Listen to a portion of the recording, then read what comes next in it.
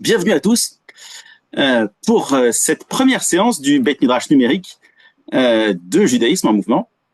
Avant que nous commencions, je ne sais pas si elle est connectée, je voulais remercier Fabienne Saban, qui est la grande maîtresse d'œuvre de ce nouveau projet, et Philippe Madar, le directeur général de GEM, qui a permis à ce que nous puissions lancer ce projet du Beit Midrash numérique, qui ce soir, ça n'est que la première occurrence. Et comme nous arrivons à Purim, nous nous sommes dit que le mieux, c'était de commencer par parler de Purim. Avant que nous commencions, je ferai rapidement une bracha pour marquer le début de cette nouvelle aventure. Alors, avant que nous n'entrions dans le vif du sujet, alors Fabienne a demandé à parler. Oups, Fabienne, tu as la parole. Mais on ne t'entend pas. Voilà.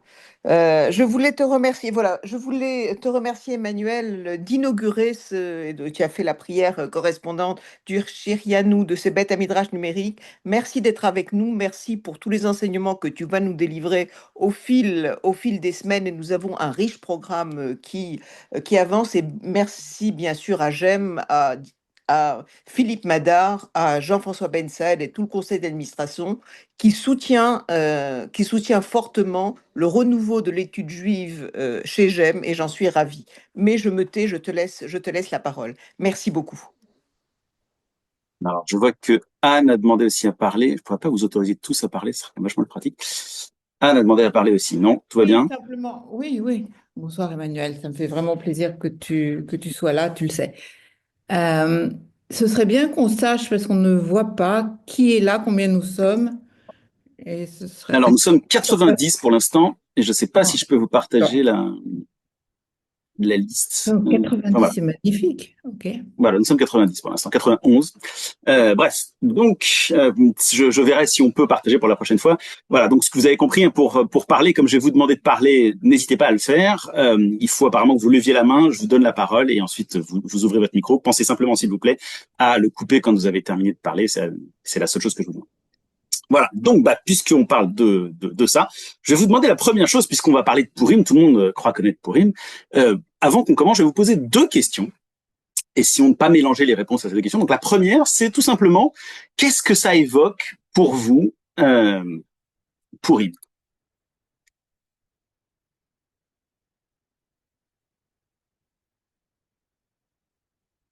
Là, faut que vous parliez avec moi là. Purim, qu'est-ce que c'est pour vous? Vas-y Eve, j'ai vu que tu avais levé la main. Purim, pour moi, c'est les Juifs étaient menacés et on a échappé à un massacre. Est-ce que vous voyez le tableau blanc que je partage ou pas du tout? Oui, Oui, Oui, oui. Parfait. oui. Alors, quoi d'autre? Qu'est-ce qu'il y a d'autre pour vous dans Purim? Pour moi, Purim, ce sont des souvenirs d'enfance où je me souviens des plats de gâteaux qui allaient de maison en maison pour Purim. Et le festin de Purim où les adultes, alors j'étais enfant, buvaient beaucoup d'alcool et étaient très gais. Et on recevait des cadeaux à Purim. Donc des souvenirs Alors, d'enfance. alcool et boire beaucoup. Ups, cadeau. Jean, Cadeaux et alors, les gâteaux qui se promenaient de maison en maison. un gâteau qu'on offre aux voisins ou qu'on reçoit des voisins. Euh, alors, Esther, les Amentation. Quoi d'autre? Allez-y, hein, vraiment allez-y.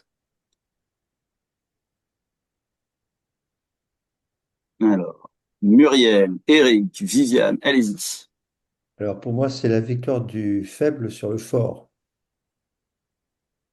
Hop, une victoire Du du faible. faible sur le fort. Ouais, quoi d'autre? Allez-y, hein, vraiment, parlez librement. Hein, vous êtes tellement nombreux, je peux pas On a- suivre. Ouais, allez-y. Déguisement, Déguisement. Quoi d'autre? Le fait que ce soit une femme qui nous sauve. J'ai lu dans le chat. N'hésitez pas à utiliser le chat aussi pour ceux qui veulent. Je reçois. Alors, Patricia qui remarque une fin sanglante. On va en parler. Oui, une fin sanglante, c'est vrai. Moi aussi, Quoi d'autre? ça m'a toujours gênée. Vous n'êtes pas la seule, croyez-moi. Voilà. Et puis, je sais pas si vous m'avez entendu, parce que je crois que j'avais pas mis le son. Alors, allez-y. Parce que ça évoquait. Alors, évidemment, les oreilles d'amande, les gâteaux, que je fais Tout maintenant, à fait. que mon père allait chercher quand on était petit. Et puis, surtout aussi, le fait d'avoir partagé de nombreux pourrimes avec mes petits-fils qui sont maintenant grands et d'avoir fabriqué pour eux, avec eux, une Megillah d'Esther. Ah, la Megillat Esther. Ouais, Ça, c'est génial d'avoir pu la fabriquer, ça. Ouais. oui, Quoi avec d'autre? eux, ouais. Allez-y, allez-y. Vous êtes Voilà. 94 là. Tout le monde, partagez-vous moi, ce que vous avez comme imaginaire collectif de ce que c'est que Purim. Alors, qui est-ce que j'ai pas encore? Sarah, Daniel, C'est l'exil. exil.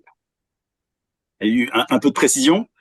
Bah, la galoute, puisque les Juifs sont exilés en Perse à ce moment-là. Alors, un exil en Perse. On va mettre un gros point d'interrogation sur cette histoire. Ouais, ça Et marche. pour info, Emmanuel, le chat est Ouais. désactivé, hein.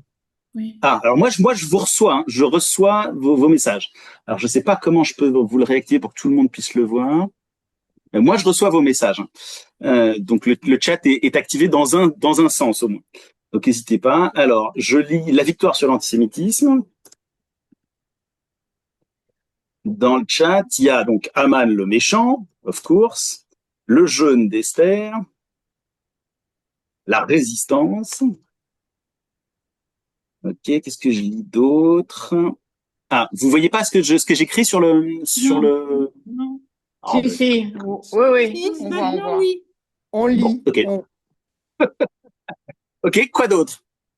Est-ce qu'il y a d'autres choses que ça vous. L'absence de Dieu, dit Rachel. Ah non, hop. Donc le festin. Est-ce qu'il y a d'autres choses que que ça vous évoque? Mélanie, vous aviez levé la main, Viviane Oui, aussi. N'hésitez pas, hein. oui, rester ouvert à l'inattendu. Ah, c'est joli ça. Restez ouvert.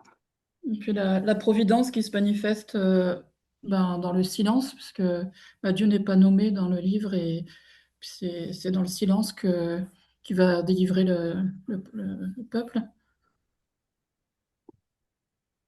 Ça marche. Allez, quelques derniers, ensuite on passera à ma deuxième question. Tout est bon? On a fait le tour entièrement de ce que c'est Kippour? Ah, pas entièrement, pas entièrement. Oui. J'espérais parce que je me disais qu'avec un peu de chance, j'allais pouvoir m'en sortir en disant bah c'est bon, vous avez résumé la conférence, on peut passer à autre chose. Mais non, bon, très bien, très bien. Alors, Eric a levé la main, n'hésitez pas à parler, Eric. Alors, Anne-Sophie a dit la ruse, le don d'argent. Je vais les rajouter aussi ceux-là. La ruse, c'est intéressant ça. Les Le sorts. don d'argent, Le sort. le sort. Je me demandais si quelqu'un avait mentionné celui-là quand même. Une tentative de génocide, Dieu est caché, alors absence de Dieu ou Dieu caché, on va voir. Hop. Le rôle de Mordechai, dit quelqu'un. Le carnaval qui correspond aux autres carnavals, ou pas. Euh, Alors, Jean-François mentionne un lien avec Amalek. Alors là, on va aller très très loin très vite. Hop. Parfait. Bon, écoutez, ça déborde de ma page, donc je pense qu'on va s'arrêter là. Vous avez déjà bien résumé tout ce dont on va parler ce soir. Hugues a demandé à dire quelque chose aussi. Je vous donne la parole, Hugues. Non, c'est bon. Ok. Alors ça, c'est ma première question. Ma deuxième question, euh, elle est très très simple. Ça, c'est ce qu'on pense, qu'on connaît, qu'on sait de Purim. Maintenant, dans tout ça, est-ce qu'il y a des choses qui vous ont gêné ou des questions que vous vous posez sur Purim?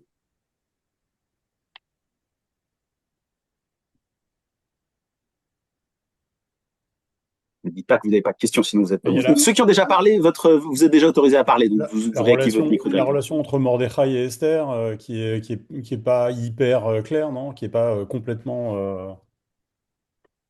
Très bien, parfait. Est-ce Heureusement que qu'il c'est n'y a pas un d'enfance de oncle? soi. Est-ce que c'est un oncle? Est-ce que c'est un parrain? Est-ce que c'est Ouais, très bien. Le Fredo. Peut-être qu'il y a un massacre massacre. et qu'en plus on redemande le massacre parce qu'on Oui, demande à pouvoir le faire un deuxième jour. oui, moi aussi, c'est la même chose. Bon, La ben, même chose on qu'Ève. est deux.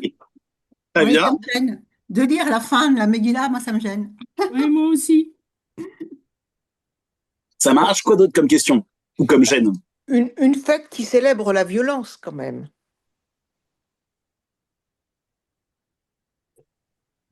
Une fête qui célèbre Elle la la violence. célèbre pas, Fabienne. C'est un acte de la vie qui est reconnu et assumé. Elle appelle à la violence, quand même. On va alors. Anne a parlé d'Empire perse, le lien entre Kippour et Pourim. Alors attendez, du coup je vais les mettre dans les questions. Donc on a dit lien entre Kippour et Pourim. Alors il y a quelqu'un qui demande si on Tamara demande si on est devenu juif. Non, on Euh, était déjà, puisqu'il y a Mordechai et Yehudi, on était déjà. donc la fin violente, ce n'est pas un Yom Tov. Ah, Oui, oui, parce qu'elle n'est pas mentionnée dans la Torah. C'est pas une fête thoraïque. Non. alors l'histoire d'Esther qui devrait figurer dans les annales de roi ne figure nulle part. Alors où est l'histoire d'Esther d'après Jean-François? Ok, allez-y, continuez avec vos questions. Elles sont super vos questions.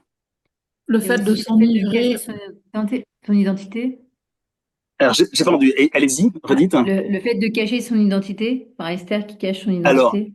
est-ce que c'est Parce une que ça question ou rend- est-ce que c'est un problème ou Non, est-ce que c'est ouais, un... non, c'était plus dans la première partie. Alors, je le rajoute en dessous de Dieu caché, hein. Oui, Identité cachée. identité.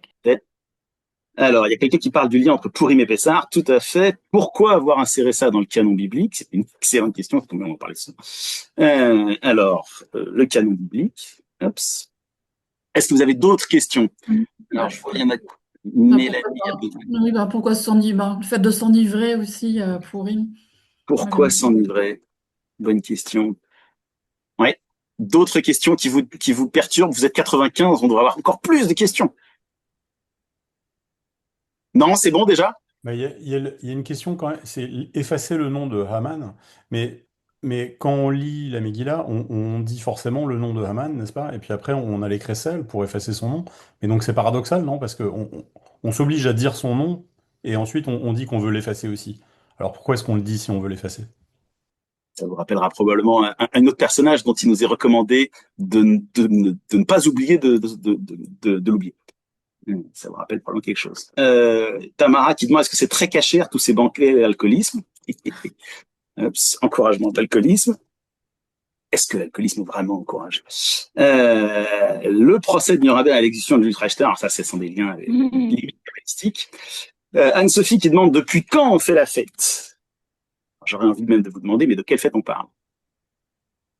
Le rôle des femmes, tout à fait. L'universalité de l'histoire des Juifs, alors ça c'est plutôt dans ce que vous savez. Assuérus, bon ou mauvais roi, est assez simple. Pour donc 1946, tout à fait. Ok, après on pourra parler de comment ça se passe dans le rouleau pour ceux qui ont vu une Megillat Esther à l'intérieur, il y a plein de petites spécificités. Ok, est-ce qu'avec ça, on a fait un bon tour de vos questions ou de vos interrogations ou de vos gènes ou est-ce que vous voulez en rajouter?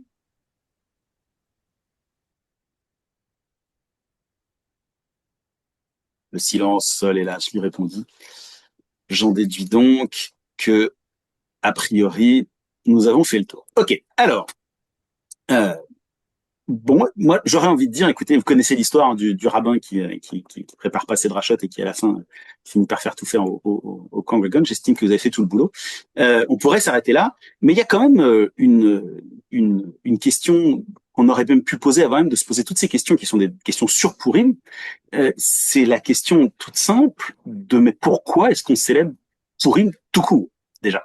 D'où vient cette idée de célébrer cette fête? Et quand on regarde tout ce que vous soulignez comme problématique, on peut quand même se dire qu'effectivement, cette fête, elle est quand même très, très problématique à de multiples niveaux. Donc, qu'est-ce qu'elle fait dans notre comment dire? Il y a un truc bizarre, c'est que dans la Megillah, on dit qu'on doit célébrer Purim. C'est la boîte à sardines qui contient sa clé à l'intérieur. Alors, effectivement, la deuxième question que j'allais vous poser, et puis avant même qu'on parle de la fête elle-même, d'où vient le nom même de cette fête et l'obligation de la faire? Et une des réponses qu'on va pouvoir avoir, si je ne sais pas si vous avez le texte de la Megillah sous la main, si vous ne l'avez pas, n'hésitez pas à aller sur un site qui s'appelle judéopédia.org, de façon à pouvoir avoir accès au texte et à toute la Torah. Je répète, judéopédia.org. Je ne sais pas si je peux vous envoyer ça dans un chat, si je peux. Merveilleux. Hop, voilà. Est-ce que vous avez reçu le lien? Normalement, oui. Donc, comme ça, vous pouvez aller voir le texte directement. Donc, à la fin de la Megillat Esther, dans le chapitre 9, il y a toute une série de versets qui nous disent, voilà, il va falloir célébrer une fête qu'on appelle Purim, et puis elle nous donne une explication un peu bizarre sur pourquoi est-ce qu'elle s'appelle Purim, puis on nous donne des dates qui sont pas d'ailleurs très très claires sur quand est-ce qu'il faut faire les choses. Bon, donc a priori, ce qui est intéressant, c'est que c'est un peu un raisonnement circulaire. Il y a un texte qui nous dit qu'il faut faire une fête dans laquelle on est censé lire le texte, ce qui est déjà en tant qu'historiographie un peu problématique. Donc, la question que ça pose aussi, c'est du coup le lien entre ce texte qu'on appelle la Megillat Esther et la fête de Purim. Finalement, est-ce que il vous viendrait à l'esprit de faire Purim sans Megillat Esther, ou à l'inverse, est-ce que la Megillat Esther aurait une importance aussi énorme s'il n'y avait pas une fête qui nous forçait à la lire tous les ans? Je vous pose la question de façon ouverte. Est-ce qu'on peut envisager l'un sans l'autre? À mon sens, c'est difficile. C'était très difficile d'envisager Purim sans Megillat Esther, sinon ça devient juste une fête où on se déguise et où on picole comme n'importe quel autre. Et à l'inverse, je suis pas sûr que la Megillat Esther, particulièrement avec tout ce que vous avez souligné comme très problématique, je suis pas sûr qu'elle aurait eu autant de succès si on n'avait pas eu cette obligation de la lire chaque année. Et puis, le nom même de Purim, est-ce que vous savez d'où vient? Bien sûr. C'est un mot en perse, non? En farsi? Pour. C'est le mot Alors, pour. le mot pour, et comment est-ce qu'on sait que Purim vient de ce mot? Jean-François, vas-y, parle, hein, normalement tu as la parole, Jean-François. Non? Ah, tu as pas, pardon, excuse-moi, vas-y. C'est dit dans la Megillah? Oui. Alors, effectivement, hein, si vous allez dans la Megillah au chapitre 9, est-ce que tout le monde a bien accès au texte? C'est bon, ça? Ok. Vu le silence, j'en écoute. Donc, si vous allez au chapitre 9 de la Megillah, vous allez avoir dans les versets 15 à 19 plein de réflexions sur le mois d'Adar qui sont intéressantes. Et puis à partir du verset 20, on va avoir cette idée qu'on lit ça à un texte. Hein, le verset 20 lui-même dit que Mordechai écrit ces paroles, ces choses. Et après, on va au verset 26 et au verset 24 parler de ce pour. Et de façon intéressante, est-ce que quelqu'un a le texte hébreu facilement accessible du verset 24 ou du verset 26 sous les yeux? Oui. Alors, est-ce que vous pouvez nous le dire, juste la section sur le pour en hébreu? Pile.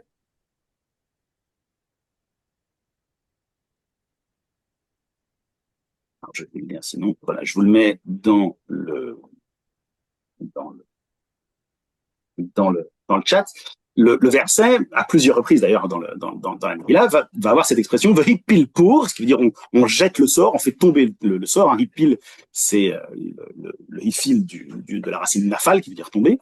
Et puis la Megillah éprouve le besoin de dire un truc assez intéressant. Elle éprouve le besoin de préciser hu hagoral.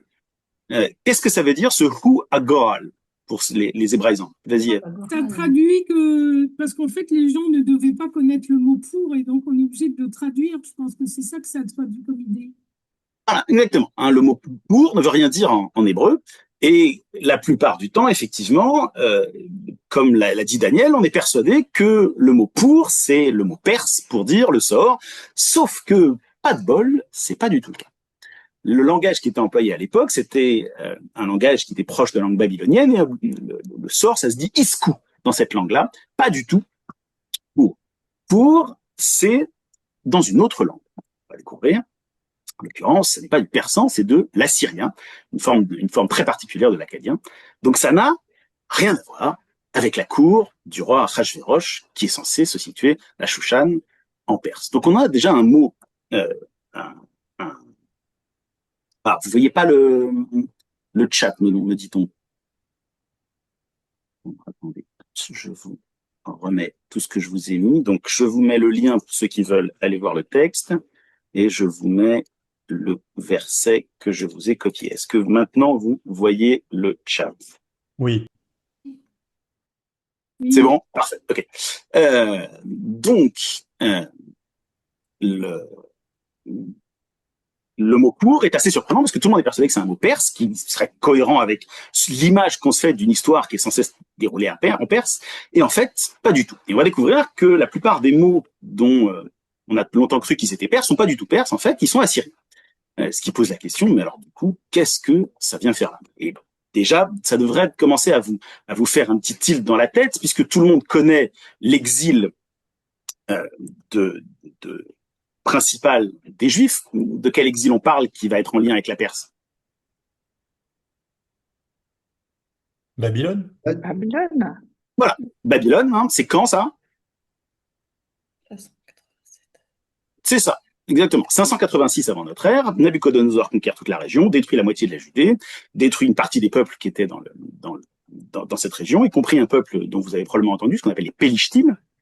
Ce peuple disparaît de l'histoire à ce moment-là. Et une partie des Judéens, je dis bien des Judéens, pas des Juifs, ça n'existe pas à l'époque, on va en parler, c'est quelque chose de très important, sont emmenés en exil à Babylone. Et comme vous le savez, quelques années plus tard, l'empire babylonien se fait à lui-même conquérir par l'empire perse, et l'empereur Cyrus, à l'époque, lui n'a pas spécialement d'intérêt à garder les Juifs là, pour plein de raisons géopolitiques et religieuses, c'est pas l'objet de parler aujourd'hui, donc va les renvoyer, reconstruire le temple à Jérusalem, pour une fois qu'on a des bonnes relations avec les Iraniens, c'est assez sympa. Et donc, c'est l'exil auquel on pense. Mais est-ce que c'est le seul exil, avant même l'Empire romain, auquel les Juifs ou les Judéens ont été soumis?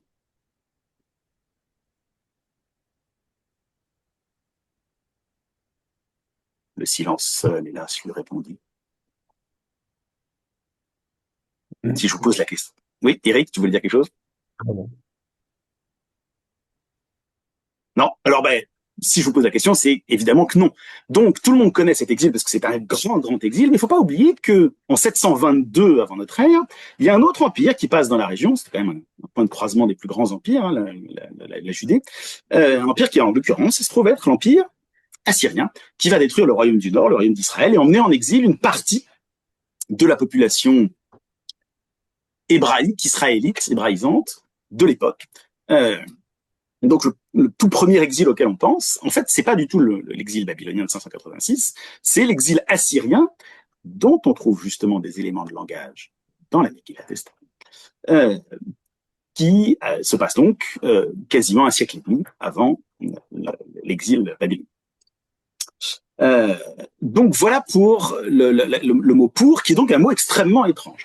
Et puis, ceux qui étudient un peu le texte voient que ce chapitre 9, si on est honnête, il arrive un peu comme un cheveu sur la soupe. On a une histoire assez extraordinaire avec plein de trucs qui se passent. On va voir d'ailleurs quel type littéraire la Megillat Esther correspond. Mais bon, grosso modo, est-ce que du début à la fin du chapitre 8, hein, avant la dernière partie, est-ce qu'il y a une seule mention de ritualisation juive obligatoire ou de quoi que ce soit de rituel juif dans cette histoire?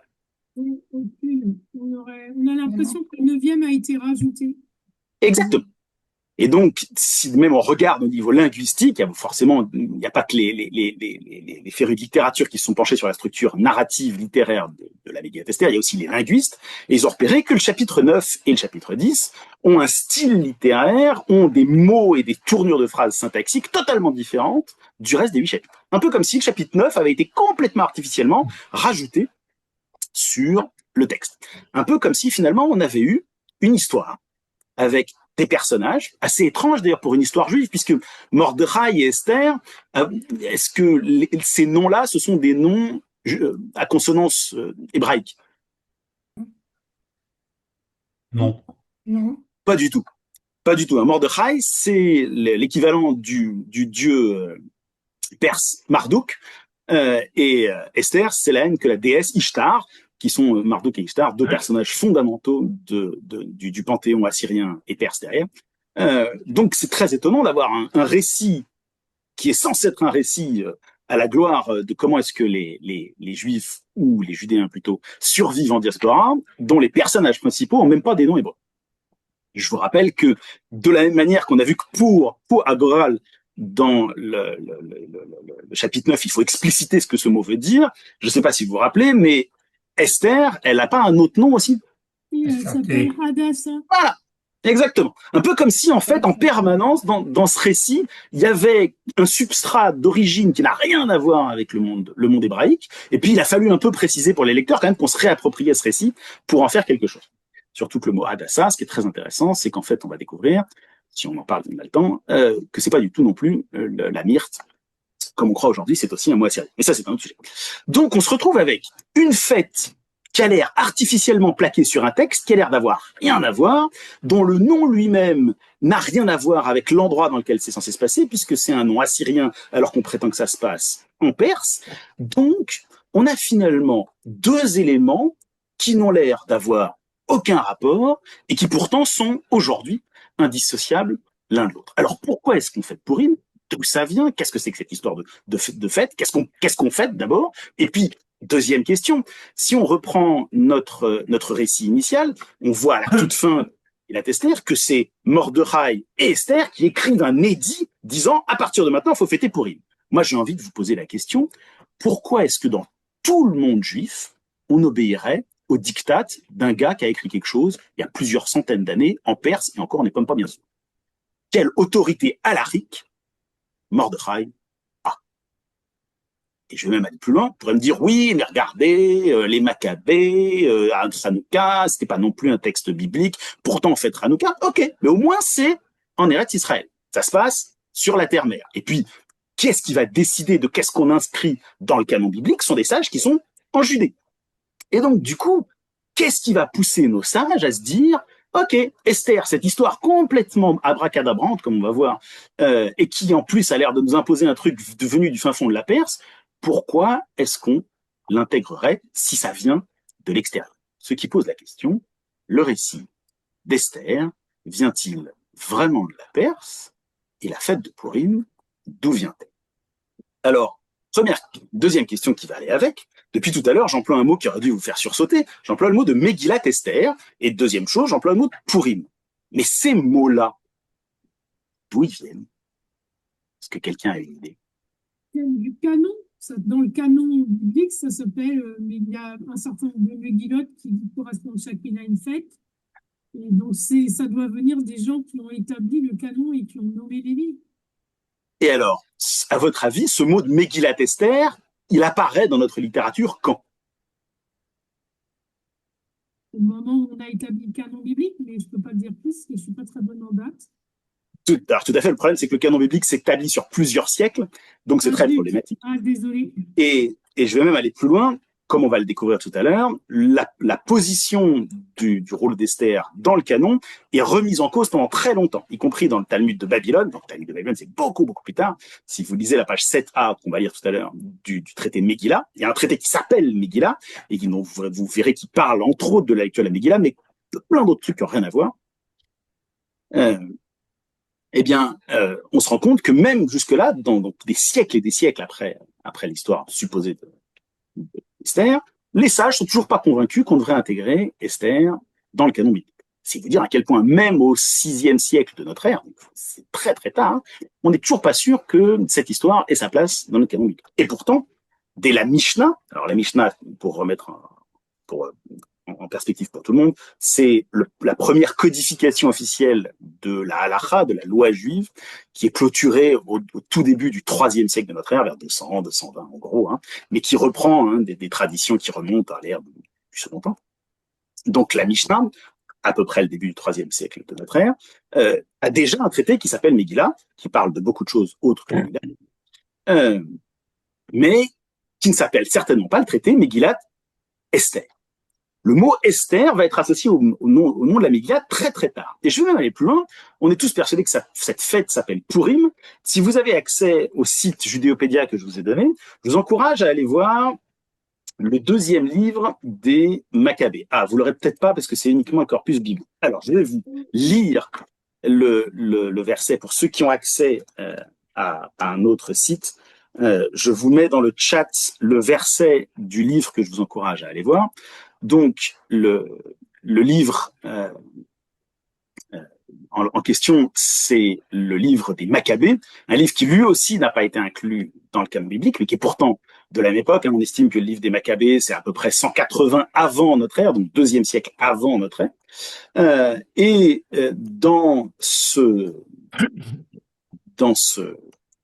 Dans ce verset, on y lit ceci. Alors pour les grécophiles, je vous mets le verset en grec et je vais vous mettre une traduction juste après. Est-ce que tout le monde reçoit bien mes messages dans le chat? Oui. Oui. Parfait. Est-ce que quelqu'un veut bien me lire la traduction française? Alors c'est la mienne. S'il y a des férus de grec ancien, n'hésitez pas à me corriger si j'ai fait des erreurs de traduction. Est-ce que quelqu'un peut me lire la traduction en français, s'il vous plaît? Allez-y, quelqu'un se dévoue.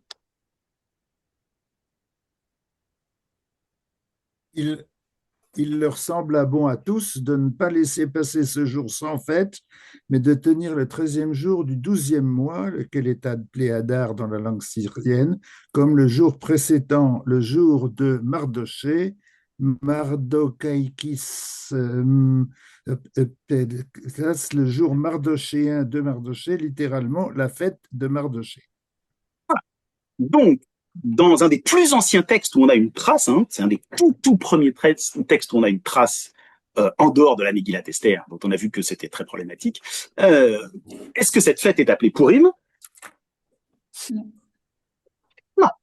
Est-ce que cette fête est en lien avec le personnage d'Esther? Non. Non. Donc, initialement, les premières traces qu'on a de cette fête, c'est absolument pas que c'est une fête qui est liée à Purim, c'est une fête qui est liée à un personnage bien précis, qui est le personnage de Mordechai. Et d'ailleurs, si on est honnête et qu'on regarde le récit, alors le récit, vous le connaissez, il est en 10 chapitres. Est-ce que les 10 chapitres sont, à votre avis, d'origine? Vous venez de dire que non, les 2 derniers. Voilà, les 2 derniers, on a vu que c'est un ajout. Maintenant, les 8 premiers, ce découpage en 8 ou 10 chapitres, est-ce qu'il est d'origine dans la Megillah? Et tu poses la question sûrement pas, mais... Voilà, exactement. C'est fondamental que dès que vous ouvriez un texte du canon biblique, quel qu'il soit, vous vous souveniez d'une chose fondamentale, les chapitres ne sont pas juifs. Les chapitres, ils ont été ajoutés par un évêque anglais au XIIIe siècle, qui s'appelle Langdon, qui a fait ça pour structurer la chose, mais donc sa réflexion à lui, c'est une réflexion du XIIIe siècle chrétien, pas du tout juif. Si vous regardez le texte de la Megillah, vous n'y verrez absolument pas de chapitres. C'est un texte continu avec les séparations habituelles qu'on aurait par exemple dans la Torah aussi, ce qu'on appelle des parachutes stuma ou ptucha, qui sont des passages à la ligne ou des écarts à l'intérieur d'une ligne. C'est tout. Donc il faut absolument pas concevoir ces 10 chapitres comme une structure, obligatoire pour concevoir ce texte. C'est la première chose. Et donc, pour dépasser ce sujet-là, si vous regardez l'histoire continue telle qu'on la connaît, qui est le personnage central? C'est Mardoché, oui. Exactement. Si on y réfléchit, qu'est-ce qui met tout en branle en permanence? C'est Mordechai. Qu'est-ce qui est mis à l'honneur par le roi? C'est Mordechai. Qu'est-ce qui sauve le roi? Je ne sais pas vous rappeler une histoire de complot avec des gens qui veulent tuer le roi. C'est Mordechai. Qu'est-ce qui dit à Esther qu'elle doit sauver tout le monde? C'est Mordechai. Qu'est-ce qui à la fin, et ça c'est fondamental, si vous reprenez le chapitre 9 et le chapitre 10, qu'est-ce qui à la fin dit qu'il faut célébrer Purim? C'est Mordechai. Et même, je vais même aller plus loin, si vous prenez le chapitre 10 avec ces 3 derniers versets qui concluent ça, vous verrez que les 3 derniers versets, les versets conclusifs, l'espèce de chapeau de cette histoire, ne parlent que d'un seul personnage, de Mordechai. Voilà. Donc, le personnage central de cette histoire, c'est Mordechai. On voit qu'historiquement, la fête, c'est une fête de Mordechai.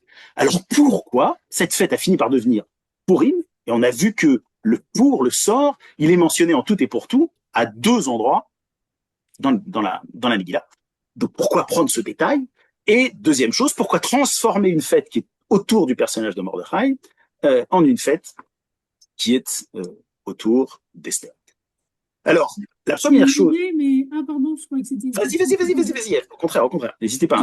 Mais elle va peut-être pas plaire à tout le monde. Tu nous as dit que Mardoché, c'était Mardouf et Esther, c'était Ishtar. Est-ce qu'au départ, c'est pas une fête païenne qui a été à la gloire de Mardouf ou Mordor et qui aurait été, je sais pas, importée par le judaïsme, quelque chose comme ça, et qu'il en reste une trace?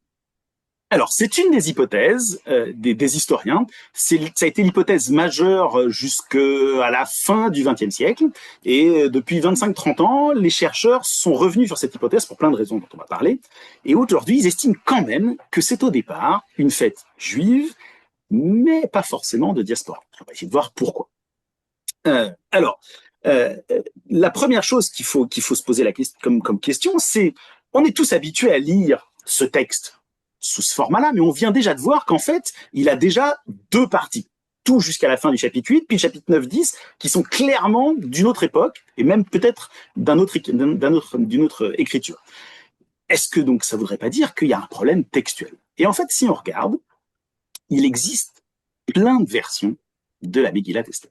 En l'occurrence, nous allons aujourd'hui travailler sur 3 versions. La version que vous connaissez tous, la version en hébreu.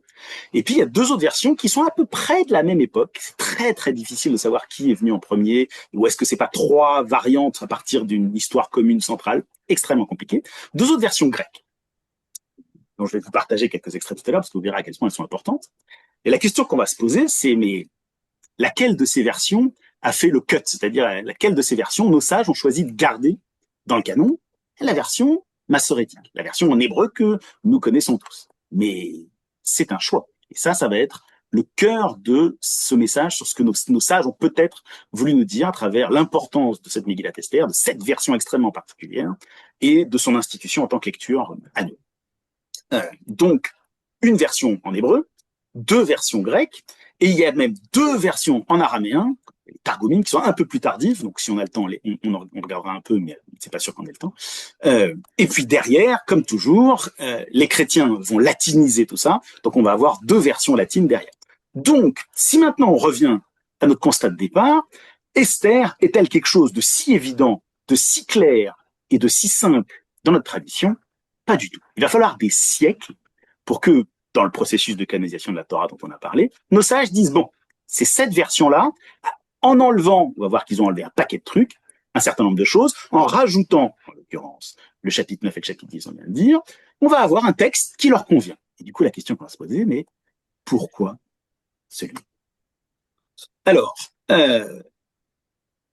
on a tout à l'heure dit que l'origine du mot Purim, c'était ce mot qui voulait dire le sort.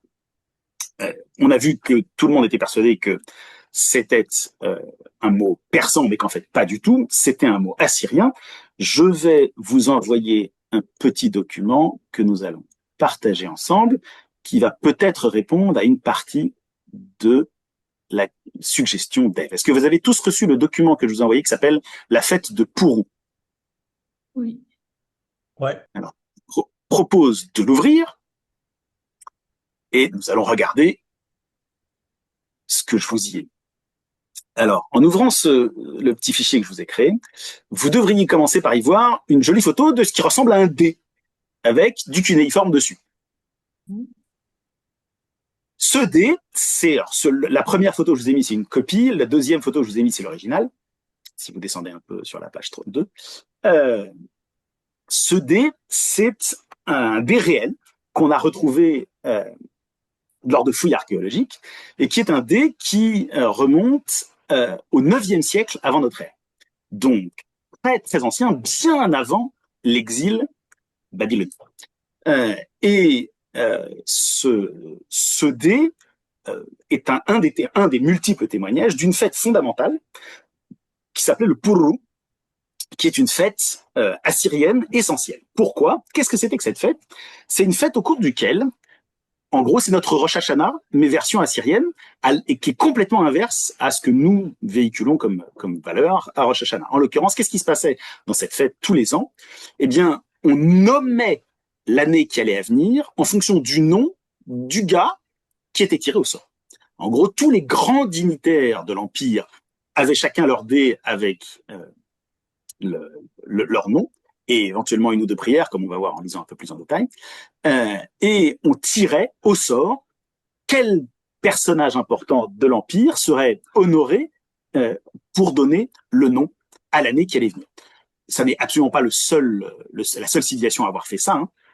D'autres civilisations font la même chose, mais ça, c'était extrêmement institué, et on a retrouvé des traces de cette cérémonie du Purru. Vous imaginez bien que Purru ne peut pas ne pas nous faire penser à cette histoire de Purim, qui justement limite à décider d'une date et d'un personnage au hasard.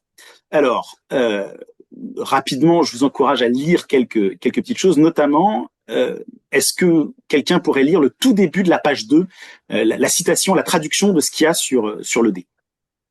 Non, mais comment est-ce qu'on l'obtient? Je vous l'ai mis dans le chat. Normalement, tout le monde l'a reçu dans le chat. Tu peux le télécharger après quand tu l'as dans le chat, Daniel. Et après, on te voit. Comment on l'ouvre? Je peux lire si vous voulez. Mais... C'est Ô Assour, grand seigneur, c'est ça? C'est ça, voilà. Vas-y. Ô Assour, grand seigneur, ô Hadad, grand seigneur. Le lot de, je ne sais pas si c'est Yahali ou Lalali. C'est ça, exactement. Yahali. Il y a un I au début? Ouais. Yahali, grand vizir de Salmanazar, roi d'Assyrie, gouverneur du pays pour la ville de Kishuni, dans le pays de Kouméni, le pays de Mérani, Oukou, Oukou et la montagne du Cèdre, et ministre du commerce, on dirait le début d'une lettre, dans l'année qui lui est attribuée par le sort, que la récolte du pays d'Assyrie prospère et s'épanouisse, devant les dieux Assour et Hadad, que son lieu tombe favorablement. C'est les dieux assyriens, ça, moi j'ai étudié un peu. Voilà, tout à fait, exactement. Donc, nous sommes en Assyrie et on voit qu'il y a une cérémonie qui est quand même très proche de l'origine de Purim. Hein, le mot pour, il est intéressant parce qu'il apparaît qu'à un seul endroit, tout le canon biblique, Esther. Donc, le lien est bien évidemment extrêmement intéressant que ce mot-là, qui n'a rien à faire là, se retrouve à cet endroit-là. Si vous descendez un petit peu, vous verrez que j'ai mis quelque chose qui s'appelle le Purru dans le contexte religieux assyrien. J'ai mis quelque chose qui est fondamental, c'est que cette idée de tirer au sort n'était pas un acte, anodin. Tirer au sort, pour eux, c'était dialoguer avec les dieux. Donc c'est un acte éminemment théologique. C'est un acte de lien avec Dieu. J'ai pas entendu ce que moi. Ah, on verra si on a la même chose. Mais il y a des trucs comme ça un peu chez les Juifs. Alors, on verra si on a la même chose. Absolument. Et notamment, on verra quel lien avec Kippour. C'est un sujet. Donc, absolument, les Assyriens n'étaient pas les seuls. On verra quelle différence il y a dans le système hébraïque par rapport au système assyrien et aux autres systèmes. Et donc, tirer le sort, c'était dialoguer avec le divin. Et on verra dans le texte d'Esther, notamment, le fait que est-ce qu'à chaque fois que Haman tire au sort, ça fait intervenir les dieux ou pas? Donc ça, c'est la deuxième chose que je voulais importante. Et notamment, il y a, alors bon, comme toujours à l'époque, hein, quand on dit qu'il y a une déesse qui s'appelle Ishtar, en fait, Ishtar avait plusieurs versions en fonction des villages où vous alliez, exactement comme Isis ou Osiris avait plusieurs versions en fonction des villages égyptiens où vous alliez. Hein. C'est très localisé à l'époque. Il ne faut pas oublier que l'idée d'un empire qu'on s'en fait aujourd'hui n'est pas du tout la réalité de l'époque. Et donc il y a plusieurs types d'Ishtar avec des rituels différents, des fêtes différentes. Et en l'occurrence, il se trouve que ce qui est décrit dans la Megillat Esther ressemble très fort à une fête que nous connaissons qui s'appelle la fête de l'Akitou, qui est intéressante parce qu'elle est très proche d'une autre fête qui amènera à Kippour, et qui était célébrée pour une déesse particulière, la déesse Ishtar de Ninive, une autre déesse que nous connaissons et qui elle aussi est liée à Kippour puisque c'est la ville dans laquelle Jonas est censé aller. Donc, Ishtar de Ninive était lié à cette idée de ça, et on a un hymne akkadien qui dit « Il est en ton pouvoir, Ishtar, de rendre favorable un destin défavorable ». Ça vous rappelle rien cette histoire? Et l'hymne concluait par « Tu changes les destins de sorte que le mal devienne le bien ». Si vous descendez un petit peu à la page 3, vous allez découvrir que il n'y a pas que ce petit dé qui est comme trace de du Purru, et que au British Museum, si un jour vous avez l'envie d'y aller, se trouve une magnifique stèle qu'on appelle l'obélisque noir, qui est un monument absolument incroyable comme trace du régime assyrien, et qui est d'autant plus important que c'est un des plus anciens monuments non hébraïques qui porte une trace écrite du mot Israël. Et dans les inscriptions qui sont autour de cet obélisque, il y a une petite phrase qui est intéressante, que je vous ai marquée dans le petit paragraphe que j'ai intitulé Le Purru sur l'obélisque noir. La phrase dit explicitement: en ma 31e année de règne, j'ai jeté le sort Purru pour la deuxième fois, et de nouveau devant les dieux Assur et Adam. Donc là aussi, on retrouve cette idée, et on retrouve l'idée qu'il le lance plusieurs fois. Est-ce que ça vous rappelle quelque chose, quelqu'un qui lance plusieurs fois le sort? Plusieurs fois le sort. Mm-hmm.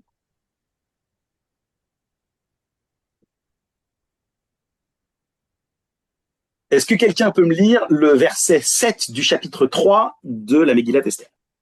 Ah oui, ils ont fait pendant plusieurs jours de suite. En fait, on croit toujours qu'ils ont tiré au sort un seul jour, mais ils ont tiré plusieurs jours de suite. Exactement. Et si un jour vous avez l'envie de relire Jonas, vous verrez aussi qu'on nous dit que les marins, ils tirent les goralotes, qui sont au pluriel, comme s'ils tiraient plusieurs fois. Et évidemment, le Midrash va avoir très envie de dire, en fait, ils ont tiré, et à chaque fois, ça tombait sur Jonas.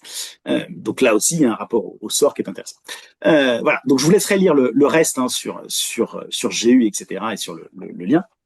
Ce qui est très très important, c'est de voir que cette idée de Purru, avec une cérémonie où on décide d'un sort qui peut changer avec une déesse dont c'est le rôle de changer le destin, est quelque chose qui existait. Ça ne veut pas dire pour autant que le Purim est de la reprise directe de ça. Ça met juste un contexte qui est forcément pas anodin. D'autant qu'on a vu que le mot pour n'est pas un mot persan, mais c'est un mot assyrien. Voilà pour le pour. Du coup, certains chercheurs en ont conclu que, je dis bien certains, et c'est une hypothèse sur laquelle je vous laisse réfléchir, que la fête de Purim n'est pas du tout une fête perse, mais c'est une fête au départ qui rappelle des événements non pas perses, mais assyriens. Donc qui remontent, et c'est pour ça qu'on rappelait au départ le premier exil, l'exil et la disparition du royaume d'Israël en 722 avant notre ère. Donc peut-être que Purim est beaucoup plus ancienne qu'on le croit, en tout cas comme substrat initial. Ça n'est pas sûr, c'est une hypothèse sur laquelle les chercheurs travaillent. Mais tout ça pour dire qu'en fait, Purim n'est pas du tout aussi simple que ce qu'on pourrait croire. Et alors, du coup, ça nous amène à la question centrale. Pourquoi avoir choisi ce petit microscopique verset sur le tirage au sort pour en faire le thème central de la fête? Si vous réfléchissez, est-ce que ce que vous connaissez du judaïsme, est-ce que ce que vous connaissez de la pensée juive vous porte à dire qu'on est une religion qui laisse tout au hasard? Absolument pas, au contraire. Si vous regardez, l'intégralité de notre système est un système qui nous encourage à la maîtrise du temps. Vous vous rappelez, la première mitzvah en sortant d'Égypte, de l'esclavage, c'est faites un calendrier, etc., etc. Donc, l'intégralité du système juif est un système de responsabilisation. Ce qui ne veut pas dire pour autant qu'il ne nie pas le fait qu'on soit limité, qu'on n'ait pas accès à tout, notamment le fait que il y a le tirage au sort des 2 boucs à Kippour est une manifestation de cette idée-là. Il n'y a pas de prédestination. Donc on a une capacité d'agir sur notre vie. On est donc à l'opposé du système mental véhiculé par Haman dans son rapport au fait que la vie d'un juif ne vaut pas plus qu'un jet de dés. C'est une petite remarque comme ça, on reviendra tout à l'heure. Du coup, j'ai envie de vous faire réfléchir sur quelque chose d'important puisqu'on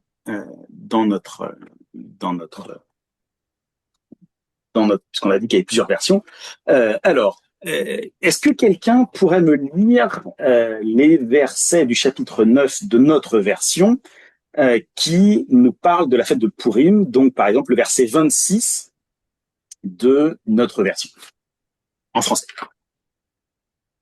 Et pourquoi on appela ces jours-là Purim, du nom de pour, et c'est pourquoi aussi, en vertu de toutes les instructions de cette missive, tout ce qu'ils avaient vu eux-mêmes et de ce qui leur était advenu. On continue. Les Juifs reconnurent et acceptèrent pour eux, pour leurs descendants et pour tous ceux qui se rallieraient à eux, l'obligation immuable de fêter ces 2 jours-là, suivant la teneur des écrits et à la date fixée année par année.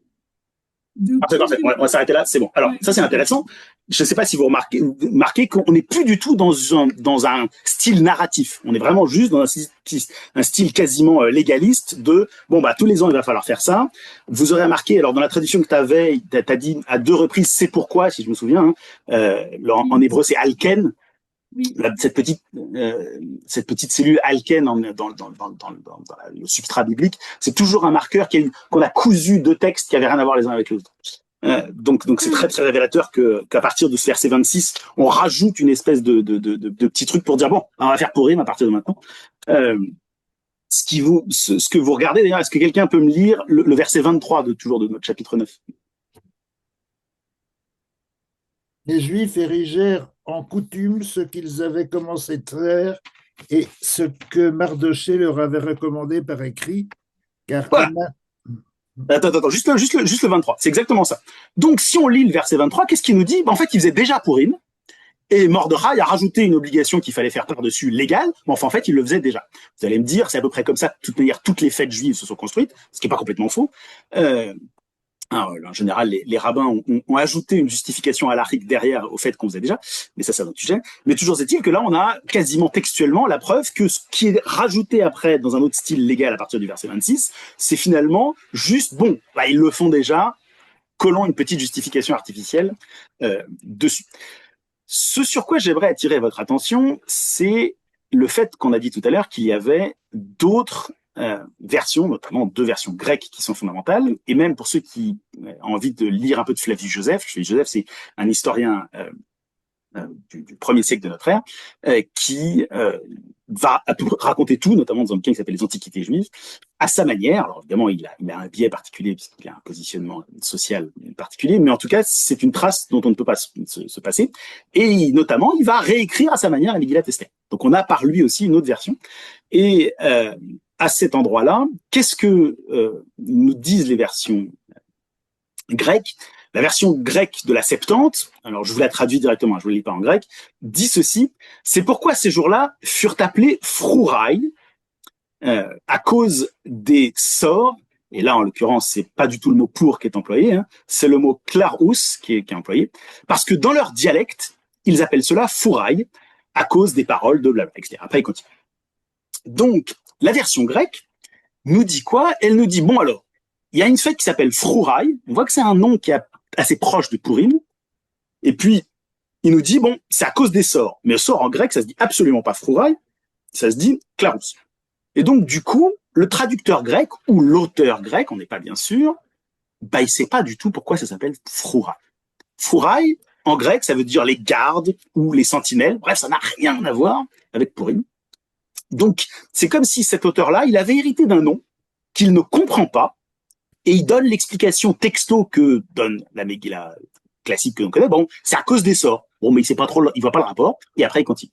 Donc, dans la Septante, on voit qu'il y a une trace de ce nom, Frou ou Purim, mais que pour une partie de la diaspora, puisque la Septante a été écrite probablement à Alexandrie, le nom est parvenu jusqu'à eux, mais ils ont aucune idée ni de son origine, ni vraiment de son sens. Et il y a une autre version grecque, qu'on appelle la version athée, la version Ancient Text, dans laquelle ce nom n'est même pas mentionné directement. Donc, même à cette époque-là, hein, en gros, on est au 2e siècle, 3e siècle avant notre ère, là, donc avant le Maccabée dont on a parlé tout à l'heure, eh ben, le nom est pas bien clair. Une partie de la diaspora sait pas trop d'où vient ce nom. On nous dit que c'est lié au sort, mais ils comprennent pas trop pourquoi. Donc le nom de Purim est absolument pas stabilisé ou évident pour tout le monde, et son lien avec le sort non plus. Donc voilà pour ce petit passage sur le nom même de du coup, puisqu'on a vu que le cœur de ce choix est un choix qui n'est pas anodin, c'est de mettre en avant le rapport au hasard, et qu'on a vu que notre système à nous est un système de pensée où justement on lutte contre le hasard, ou en tout cas on ne veut pas être entièrement déterminé le hasard, ça nous amène à la question de ce que vous aviez dit tout à l'heure. Mais si c'est pas le hasard, qui nous dirige? Est-ce que c'est nous? Est-ce qu'il y a autre chose? Est-ce que c'est la nature? Ou est-ce qu'il y a une providence divine, comme quelqu'un l'a mentionné? Du coup, je vous propose de regarder un peu en détail qu'est-ce que ce texte va nous dire, non seulement de Dieu, on dit toujours Dieu est absent, mais du fait religieux tout court. On a dit tout à l'heure que dès qu'il y avait le jeté des sorts dans le pourrou assyrien, c'était toujours devant les dieux. Je ne sais pas si vous vous rappelez. Est-ce que là, quand Aman, quand on a lu tout à l'heure le verset 7 du chapitre 3, est-ce qu'on nous disait qu'il lançait le sort devant les dieux?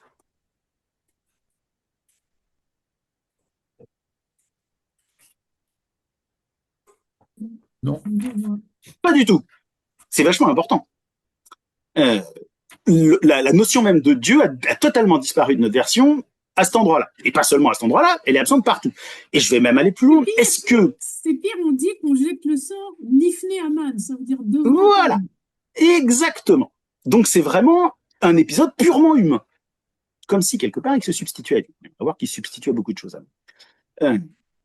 Et je vais même aller plus loin. Donc on a vu que ni chez Aman, est-ce que Assuérus fait la moindre consultation des dieux pour savoir, je sais pas moi, qui il doit épouser? Non. Non plus. Est-ce que Mordechai va prier pour demander le salut? Non plus. Est-ce que Esther, je sais pas, va faire un sacrifice ou je sais pas quoi pour sauver son peuple? Non, elle va prier et jeûner quand même. Ah non, elle prie pas. Jeûner, oui. Prier, non. Elle prie dans la version grecque. Attends. Pour l'instant, je parle de la version massorétique. Justement, si l'intérêt, c'est qu'on va comparer avec les versions grecques et voir comment est-ce que tout ça s'est construit. Mais d'où dans la version que nos sages ont choisi de mettre dans le canon, il n'y a pas de prière. Et je vais même aller plus loin. Si vous réfléchissez, est-ce que vous voyez quoi que ce soit de juif dans toute cette histoire? Non. Si on réfléchit, être juif, c'est quand même pas très compliqué. Il y a le Shabbat, la cacheroute, la circoncision, plein de trucs. Est-ce qu'il y a quoi que ce soit de marqueur juif dans toute cette histoire?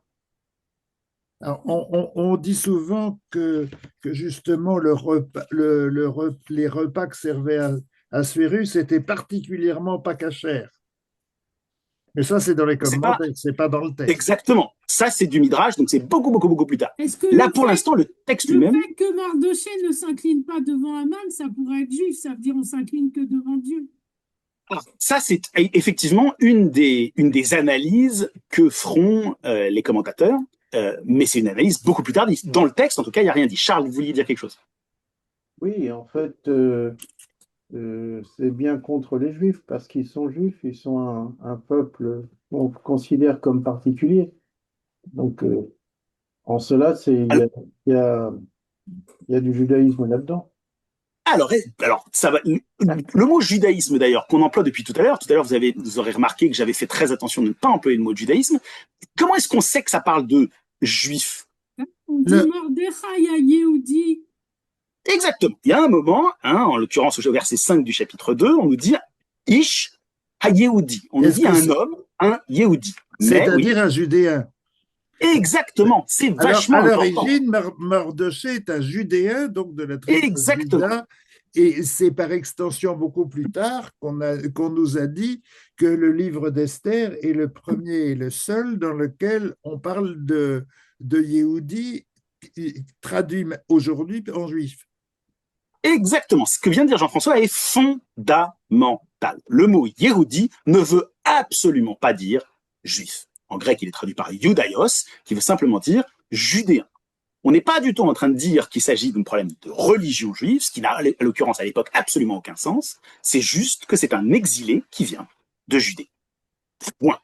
On est donc totalement dans un monde non religieux, en l'occurrence, dans le texte massorétique, pas du tout dans les autres textes, comme on va le voir, mais dans le texte massorétique, le mot Yehudi, à chaque fois qu'il apparaît, il apparaît plusieurs fois, veut simplement dire que Mordechai, c'est un exilé judéen. Point. C'est très important. Donc, je vais vous envoyer un autre fichier dans le chat que je vous propose d'ouvrir pour étudier ensemble comment cette absence totale, non seulement de Dieu, mais du fait religieux de façon large dans la Megillat Esther, se manifeste dans, dans les autres variantes que nous avons. Alors, j'ai choisi quelques exemples, on aurait pu en faire beaucoup d'autres, c'est vraiment un thème fondamental, pour illustrer ça. Alors, est-ce que quelqu'un pourrait me lire, si vous avez des problèmes pour ouvrir le texte, n'hésitez pas à me dire, je vous le renverrai, et normalement il est dans le chat pour tout le monde. Est-ce que quelqu'un pourrait me lire la traduction française du verset 7 du chapitre 3 dont on vient de parler, pour le tirage au sort? Au premier mois, c'est le mois de Nissan. En la 12e année du roi Assuérus, on jeta devant Aman le pour, le sort, c'est-à-dire le goral, le lot, de jour en jour et de mois en mois. Le 2e mois, c'est le mois de Hadar. Très bien. Alors, qu'est-ce qu'on remarque déjà dans cette version? En termes de calendrier, il y a une structure sémantique qui est très importante à voir. Comment est-ce que les mois sont appelés? On commence avec Nissan, voilà. Regardez bien la structure syntaxique de comment les mois sont appelés. Je vous lis en hébreu. Le premier mois, Nissan est le premier mois. Et c'est vachement important. On nous dit pas au mois de Nissan directement. On commence par nous dire au premier mois. Chodesh Harishon. Et après, on nous dit, il faut l'expliquer dans une autre langue. C'est le mois de Pessah. Mais c'est vachement important.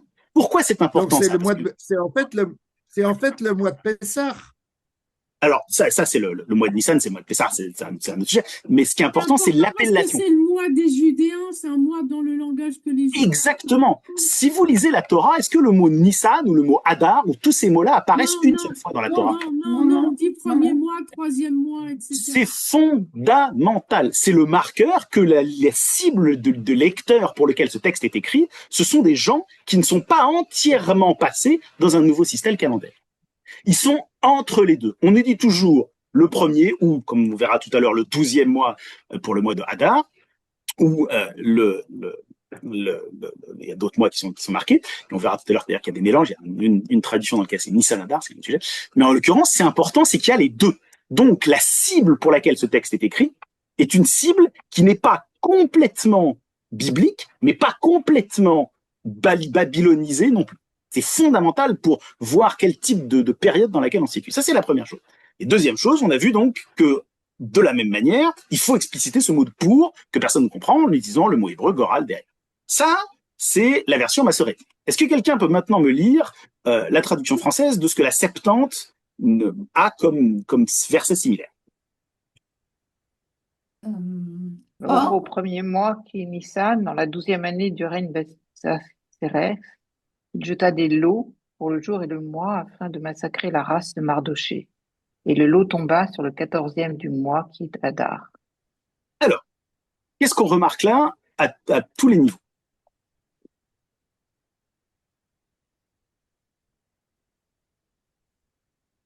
Il y a plein de choses qui ont changé. Qu'est-ce qu'on repère? Il n'y a pas Pourim.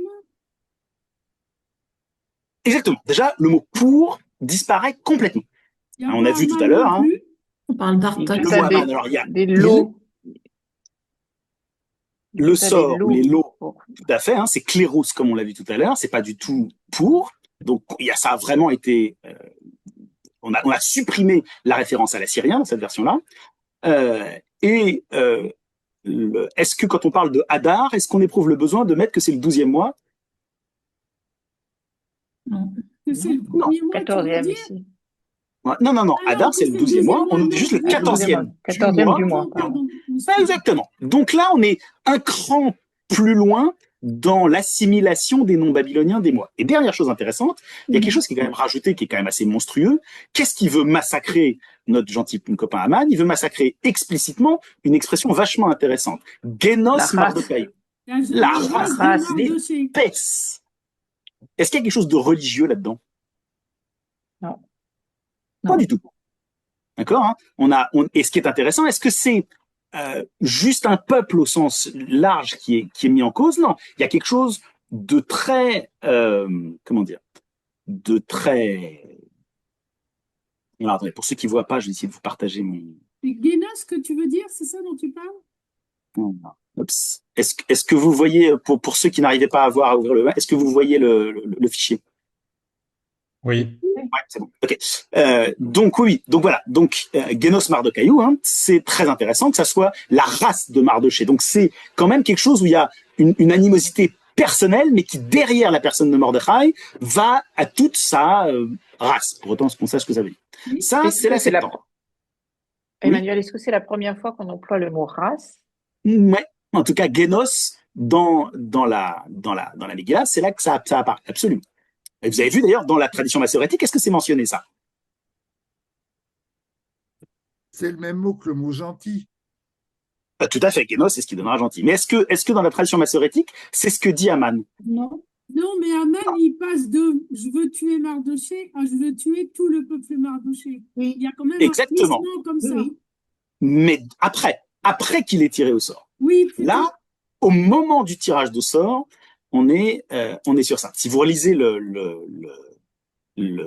verset qui est juste avant dans la version massorétique, hein, ça dit que ça ne suffit pas à Aman de juste tuer Mordechai seul. Donc on lui raconte qui est le peuple de Mardoché. Et il se dit bon allez, je vais tous les trucider comme ça fera bonne mesure. Donc là, on trouve Paul Hayeudim. Tous les Yehudim seront tués par un. Et maintenant, est-ce que quelqu'un peut me lire la traduction du troisième texte, le Athé, en Ancient Text, la troisième tradition grecque parallèle qu'on a? On commence par et Aman à la verser. Et Aman alla verser Dieu pour connaître le jour de leur mort, et il jeta des lots pour le 13e du mois d'Adar Nissan, afin de tuer tous les Ludaios, du masculin jusqu'au féminin, et de piller les enfants en bas âge. Qu'est-ce que vous pensez de cette version? Oh là là. Qu'est-ce qui change? Qu'est-ce qui est radicalement différent? Ben là, il va tirer devant les dieux, le sort. Ouais. Ça devient religieux. Ça vous rappelle rien, cette expression? C'est exactement ce qu'on avait sur les petits dés du Pourrou ou sur l'obélisque noir de tout à l'heure. Hein. C'est exactement cette expression assyrienne qu'on a là. Quoi d'autre? Qu'est-ce qu'il y a comme changement radical? Donc il y a l'intervention de quelque chose qu'on n'avait pas jusqu'à maintenant, la notion d'intervention des dieux. Quoi d'autre? Pas tuer les enfants, mais de les voler. Ouais.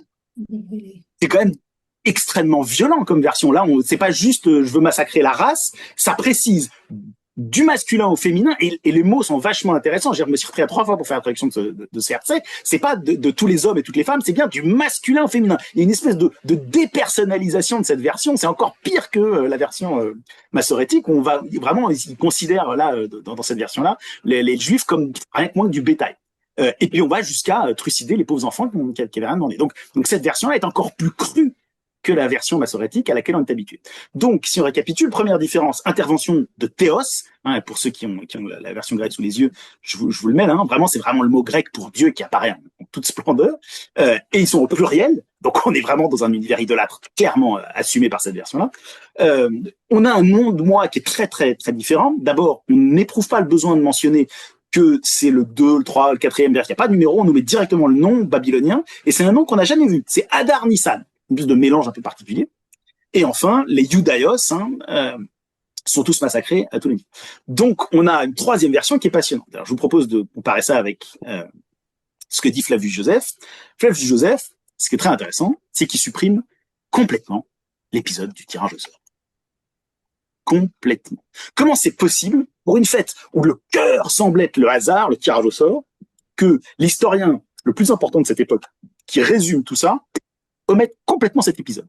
C'est probablement que, soit pour une raison théologique, ça le gênait, quelqu'un il l'a volontairement supprimé, soit il avait accès à une tradition dans laquelle c'était tellement pas important que ça existait même pas dans le texte. Aucun moyen de savoir pour l'instant. C'est possible hein, que ça soit simplement que théologiquement ça lui posait problème et donc il a refusé de le mettre. Mais comme il met plein d'autres choses qui sont théologiquement problématiques dans ses écrits, c'est pas sûr. Le deuxième exemple que je vous propose de regarder, c'est le verset 14. Oui. Est-ce que le tirage au sort, comme Flavius Joseph était très influencé par la civilisation romaine, et est-ce que l'idée de parler du tirage au sort ne serait pas justement pour tenir compte d'une certaine tradition de Rome? Si, c'est parfaitement possible que politiquement, ils ne pouvaient pas trop se permettre comment dire, de provoquer les Romains. Alors j'aurais plus mis ça chez Philon, qui lui a vraiment un rôle d'ambassade auprès de Caligula, mais c'est parfaitement possible que ce soit cohérent avec Flavius Joseph aussi. On ne veut pas se mettre les Romains à dos à l'époque. Donc c'est parfaitement possible. Alors l'exemple 2 que je vous propose de regarder, c'est au moment où justement il y a cette négociation entre Mordechai et Esther pour agir. Alors est-ce que quelqu'un peut me lire la version massorétique de ce verset 14 du chapitre 4?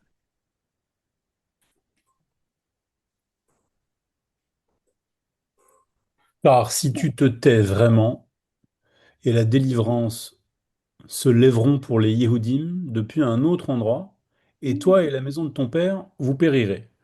Et qui sait si ce n'est pas pour un temps tel que celui-ci que tu es parvenu à ta royauté.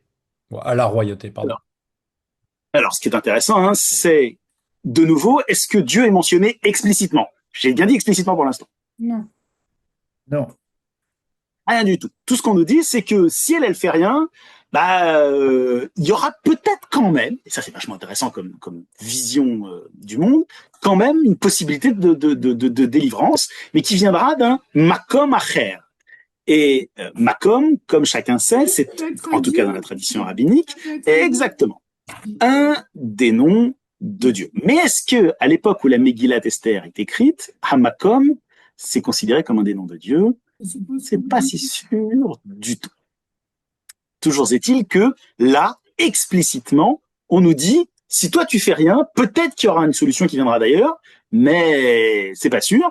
Et avec un point d'interrogation, l'idée que peut-être qu'elle était destinée à ça. Donc il y a une question sur la prédestination qui est posée à cet endroit. Comment est-ce que la tradition de la Septante traite la même chose? Que quelqu'un peut me lire la traduction de la Septante? Juste un mot avant. Si je comprends bien, tu parles de Macom, mais dans la traduction du rabbinat qu'on a dans nos petites brochures, c'est pas traduit par de lieu, c'est d'autres, ils traduisent par d'autre part, pas d'un autre lieu. Ok, là, d'autre part ou d'un autre lieu, l'hébreu dit mimakom acher, hein, comme vous pouvez le voir. Oui, mais justement, la version. Si on le traduit par d'autre part, c'est peut-être justement pour éviter qu'on dise que Macom, c'est aussi un nom de Dieu. Là, chacun comprendra le mimakom acher comme il veut. Soit ça peut vouloir dire d'un autre Dieu, soit ça peut vouloir dire d'un autre endroit, d'une autre source. On est parfaitement d'accord. L'hébreu est parfaitement ambigu, et d'autant que je rappelle qu'à l'époque, hein, c'est pas du tout sûr que le mot makom psychologiquement leur faisait référence à un dieu. Ça pouvait simplement dire que ça venait d'autre chose. Ce qui n'empêche que les kabbalistes en font tout un paquet d'air. Est-ce que quelqu'un peut me lire la version de la Septante? Si tu n'obéis pas aujourd'hui, secours et protection viendront au Judaïos depuis ailleurs, et toi et la maison de ton père, vous périrez. Et qui sait si c'est pour ce moment-ci que tu es devenue reine? Alors là, clairement, l'ambiguïté est complètement levée. Hein. Je vous ai mis le mot en grec, hein. Alloten, la notion d'étrangeté, hein, d'altérité, dans la source. De nouveau, est-ce que on a une intervention du divin dans cette source? Non. Non. Pas du tout. D'accord. Donc on a. Mais on ne sait pas d'où le secours, si le secours et la protection, c'est divin ou si c'est d'un autre peuple. Absolument. Tout à fait. Il y a une ambiguïté très très claire. Ça nous dit il y aura peut-être quand même un secours. Et clairement, Mordechai semble avoir confiance dans le fait qu'il va y en avoir, puisqu'il affirme que secours et protection viendront. C'est même pas une question, c'est une certitude. La seule question est sur la prédestination de l'advenir reine d'Esther. Maintenant, est-ce que quelqu'un peut me lire la troisième version grecque? Si tu méprises ton peuple et ne lui viens pas en aide, le Dieu, ô Théos, sera pour eux aide, bondos et salut, utitepia, et toi et la maison de ton père vous périrez, et qui sait si c'est pour ce moment-ci que tu es devenue reine. Et alors là, de nouveau, on voit que ça fait plusieurs fois hein, que... Exactement. Là, Dieu est mentionné, mais alors clairement. Et au singulier ce coup-ci. Et au singulier, exactement. Vous vous rappelez tout à l'heure, quand Aman tirait au sort, c'était « c'est Dieu ». Là, c'est le Dieu. C'est pour ça que j'ai mis le. Hein. On aurait pu juste mettre deux de Dieu, mais j'ai bien mis le pour que le singulier soit très très clair. Donc là, dans cette version-là, on voit que ils assument complètement, hein, c'est la deuxième fois qu'on le voit, hein, le verset d'avant c'était pareil, qu'il y ait une présence divine très très claire. Est-ce que quelqu'un peut me lire maintenant ce que Flavius Joseph en fera plus tard? Il lui ordonna, Allez-y, Ève. j'y vais. Il lui ordonna de lui rapporter qu'elle ne devait pas avoir ainsi en vue son propre salut, mais le salut commun du peuple. Car si elle négligeait cela maintenant, le secours lui viendrait certes de la part du Dieu, mais elle-même et la maison de ses pères seraient détruites par ceux qu'elle aurait négligés. Ah, c'est intéressant comme formulation quand même, hein. Donc là aussi, on assume très très clairement le côté théiste de cette histoire. On pourrait continuer, je vous encourage à vous amuser à lire les autres exemples que je vous ai donnés, mais l'heure avance, j'avais absolument pas vu à quel point l'heure avait avancé. Alors, est-ce que tout ça, à quoi ça vous fait penser tout ça?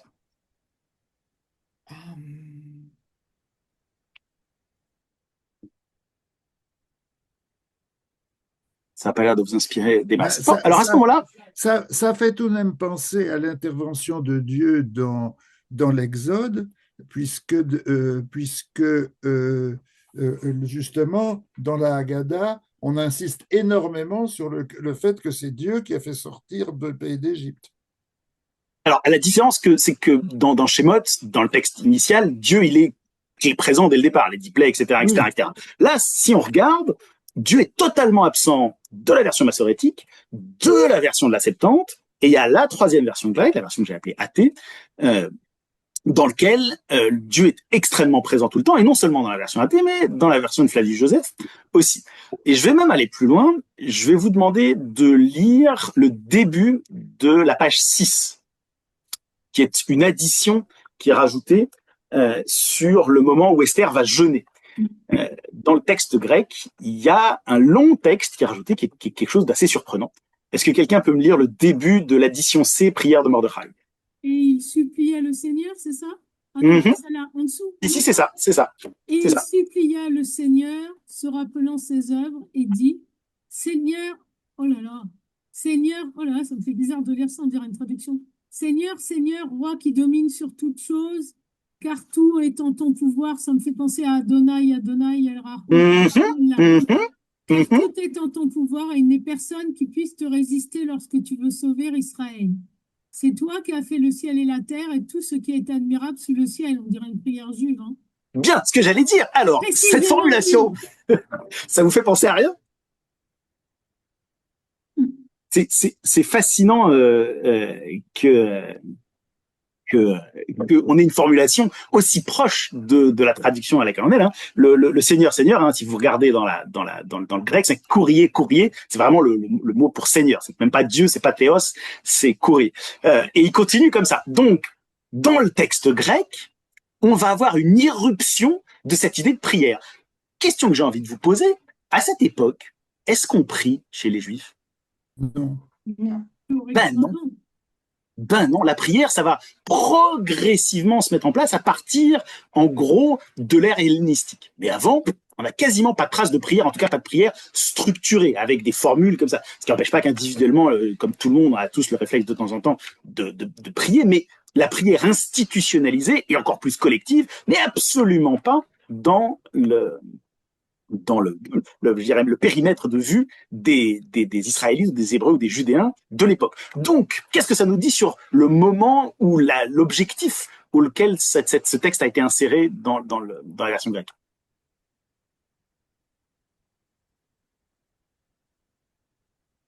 Ne me laissez pas tout seul. Est-ce que ça veut dire que c'est fait pour des immigrés qui ne savent pas encore, sont pas encore structurés? Et ça prend un petit peu à tous les râteliers. C'est un espèce de texte fédérateur ou quelque chose comme ça? Exactement. Clairement, hein, la version grecque, elle est faite pour la diaspora. Hein. C'est pour ça qu'elle est en grec. Comme un texte de rappel. Oui, exactement. En gros, c'est une manière mais beaucoup plus tardive. Hein. En gros, on a vu que dans les premières couche de la Septante qu'on a vu, Dieu n'apparaissait pas du tout, et là brutalement, bam, il y a ce bloc qui est rajouté. C'est clairement une addition au texte tardive dans lequel on a des formules structurelles extrêmement reconnaissables de notre vue de juifs rabbiniques, ce qui est très intéressant. Est-ce qu'ils sont des juifs rabbiniques à l'époque de Mordechai, etc.? Évidemment pas.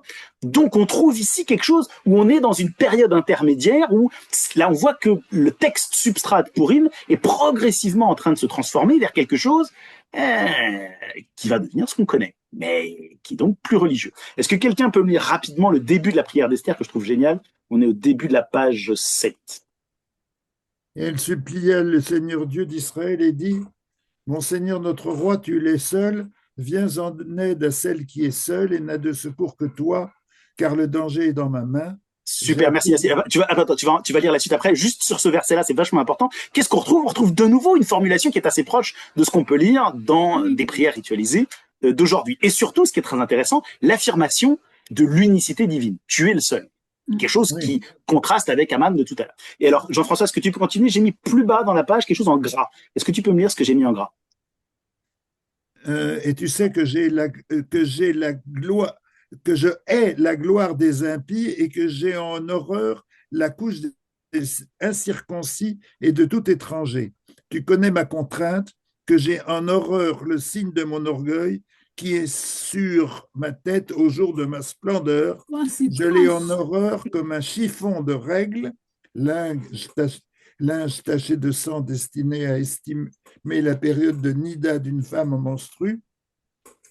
Et je n'ai pas mangé à la table d'Aman, et je n'ai pas glorifié le banquet du roi, et je n'ai pas bu le vin des libations. Alors, qu'est-ce qu'on en déduit de ce passage? Ben déjà que Esther, elle respecte les histoires de la Nida et tout ça, bien à fond. Bah ouais, c'est une bonne petite juive bien pratiquante, hein, quand même, la Esther grecque, là. Je sais pas ce que vous en pensez. Bah oui, elle a en horreur la couche des incirconcis. Ah, pas de mariage mixte. On est à fond dans le thème. Ensuite, avoir en horreur le signe de mon orgueil. Comment ça s'appelle, ça, pour les juives très, très respectueuses de la halakha moderne?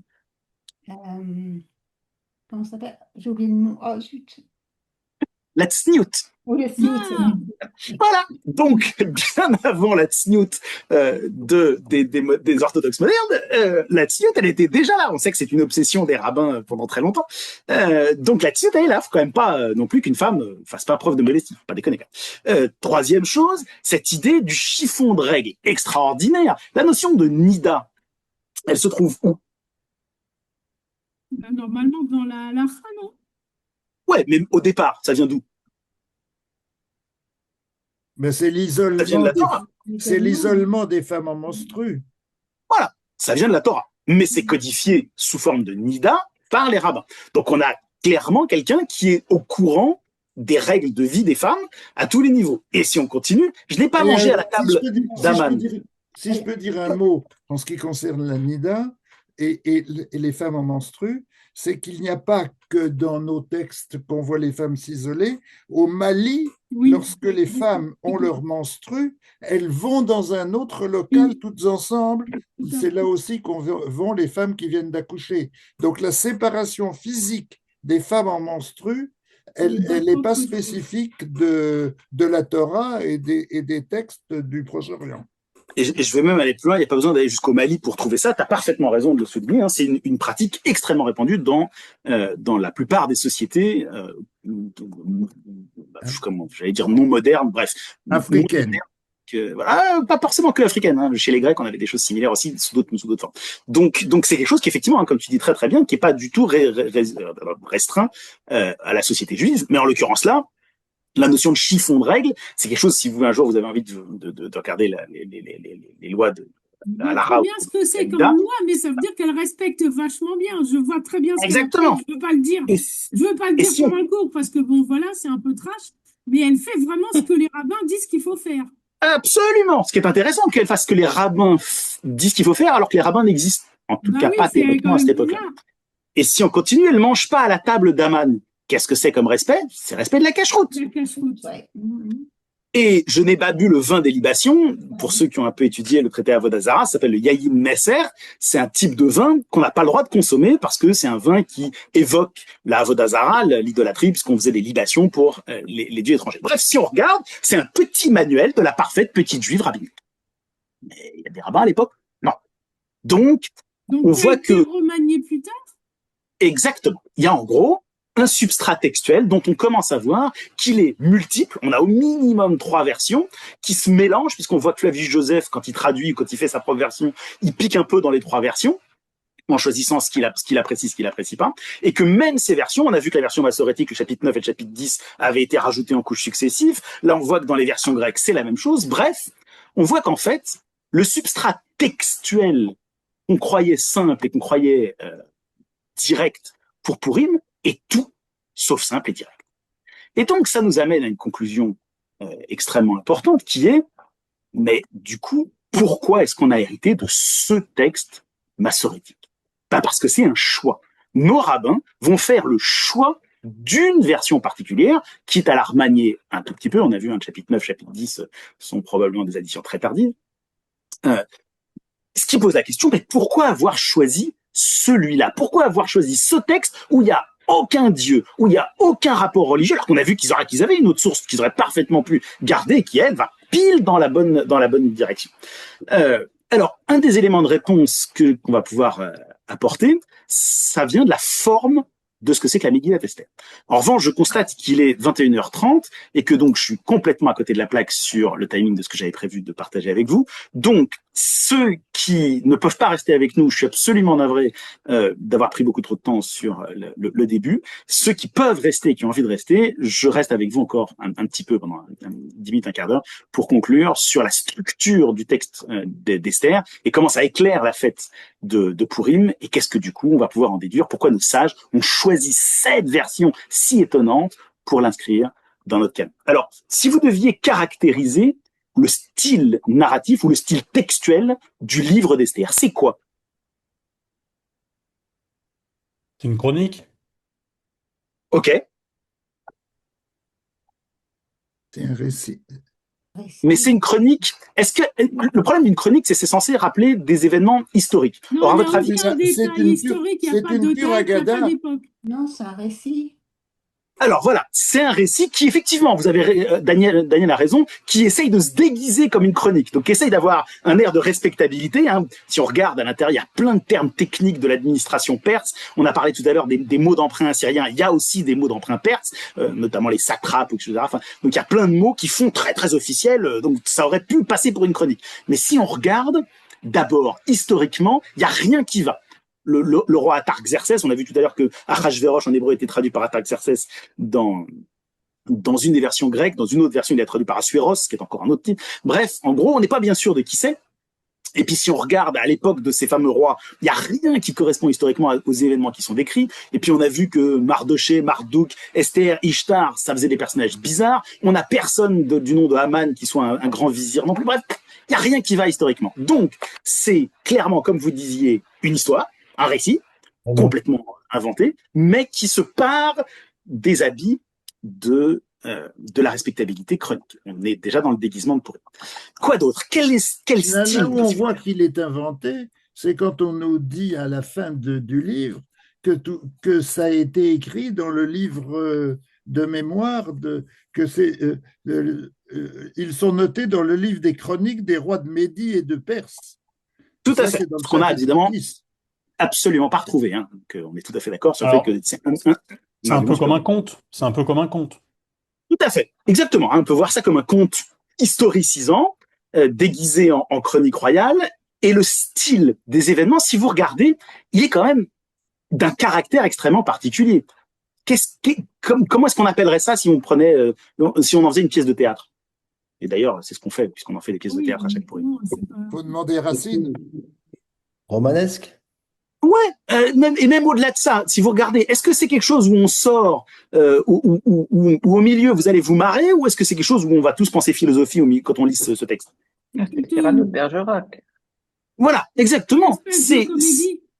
C'est absolument une comédie. Si vous regardez, l'intégralité est une espèce de gigantesque parodie de Chronique royale avec que des trucs complètement abracadabrants et qui reprennent tous les codes de la farce, de la satire burlesque, de la parodie. En gros, vous avez devant vous un texte qui prétend être sérieux, et vu à la fin, ça termine quand même par un massacre.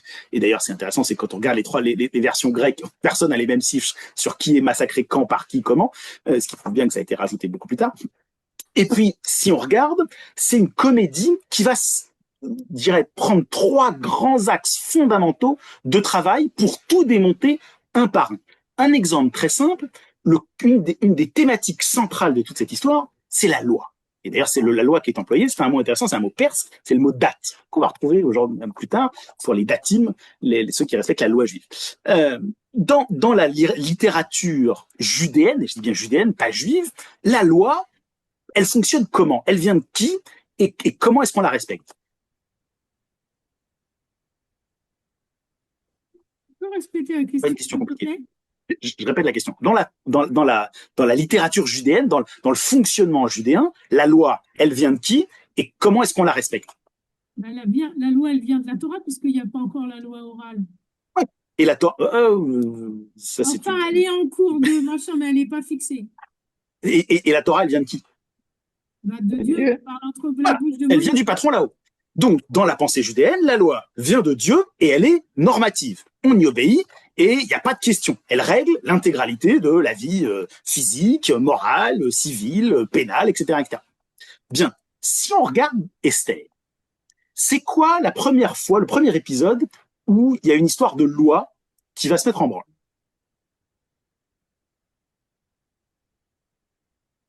De loi dans l'histoire d'Esther, tu veux dire? Ouais, la première fois qu'on commence à nous dire qu'il y a des règles à respecter ou des lois à À respecter. propos du respect de la femme, par oui. le roi.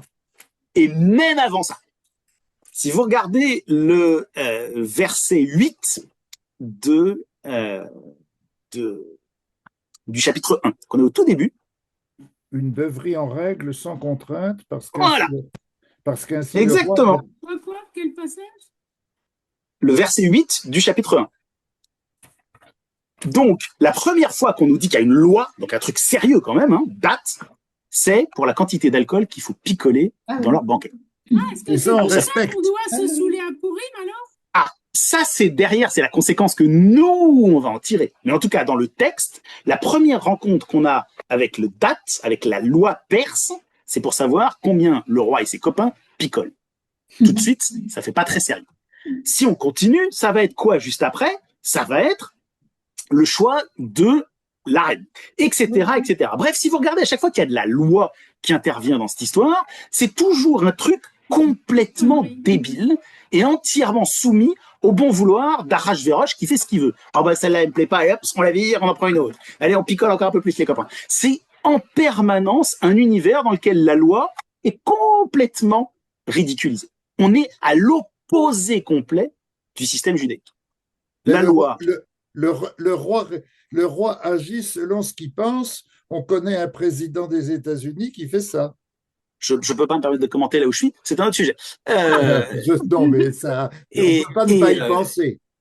Et je vais même aller plus loin. Ce qui est intéressant, c'est qu'on voit qu'au départ, il fait ce qu'il veut sur des trucs genre virer sa femme, en prendre une autre. Mais si vous regardez à la fin, quand il va faire son édit mais pour le reste, il délègue. Il le fait même pas lui-même non plus. Ça, c'est celui d'après. Ça, on va en parler. Tu as parfaitement raison. Ce qui est intéressant, c'est que donc on a l'impression qu'il peut faire ce qu'il veut avec la loi. Muriel, tu voulais dire quelque chose? Mais en fait, je crois que c'est pour un peu après, parce que justement, ce qui est intéressant, c'est que dans le chapitre 3, quand Aman dit au roi Assuérus, il est une nation répandue, etc., etc., ces gens ont des lois qui diffèrent de celles de... Voilà. Donc, Très bien. Donc, effectivement, le rapport à la loi est marqué comme étant totalement différent. Oui, c'est ça. Et pourtant, si on est honnête, on en a parlé, est-ce qu'on a quoi que ce soit dans ce texte qui nous parle de loi juive? Non, quoi que ce soit. Rien. En tout cas, dans la version massorétique. Donc on nous dit, ils ont une loi différente, mais on n'a rien qui nous l'illustre. Donc c'est comme s'ils se soumettaient à la loi perse sans aucun souci. Donc on a vu que la loi, elle était en même temps complètement folle dingue, soumise au bon vouloir du roi qui fait ce qu'il veut. Je vous rappelle qu'il y a une loi qui dit que quand on vient voir le roi sans être invité, on est mis à mort. Qu'est-ce qui se passe? Esther fait quoi? Elle le fait. Elle le fait. Est-ce qu'elle est mise à mort? Non, parce qu'il lui tend son sceptre. Voilà, il fait ce qu'il veut. Donc, il fait ce qu'il veut avec son roi. Et en même temps, est-ce que quelqu'un peut me lire le verset 19 du chapitre 1?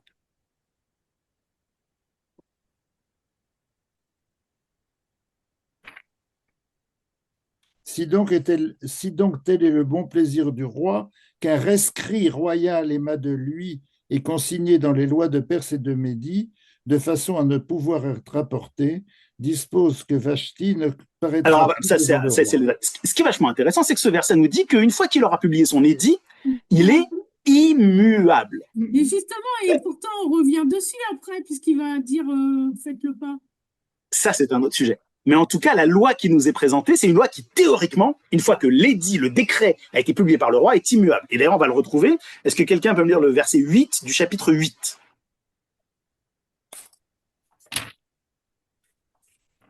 Et c'est celui où on ne peut pas abroger le…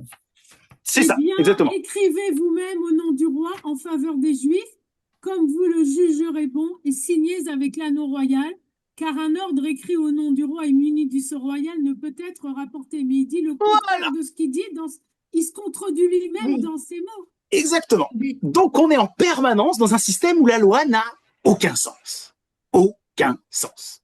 Donc, première chose, pour un public juif, je vous rappelle que c'est destiné à un public juif quand même, hein, ce qu'on nous dépeint comme situation, une situation d'un comique absolu où ils passent leur vie à faire n'importe quoi avec la loi. La date, elle est absurde, arbitraire, irréversible, mais elle passe sa vie à être renversée quand même. Et d'ailleurs, le thème du renversement est le cœur de Kippour.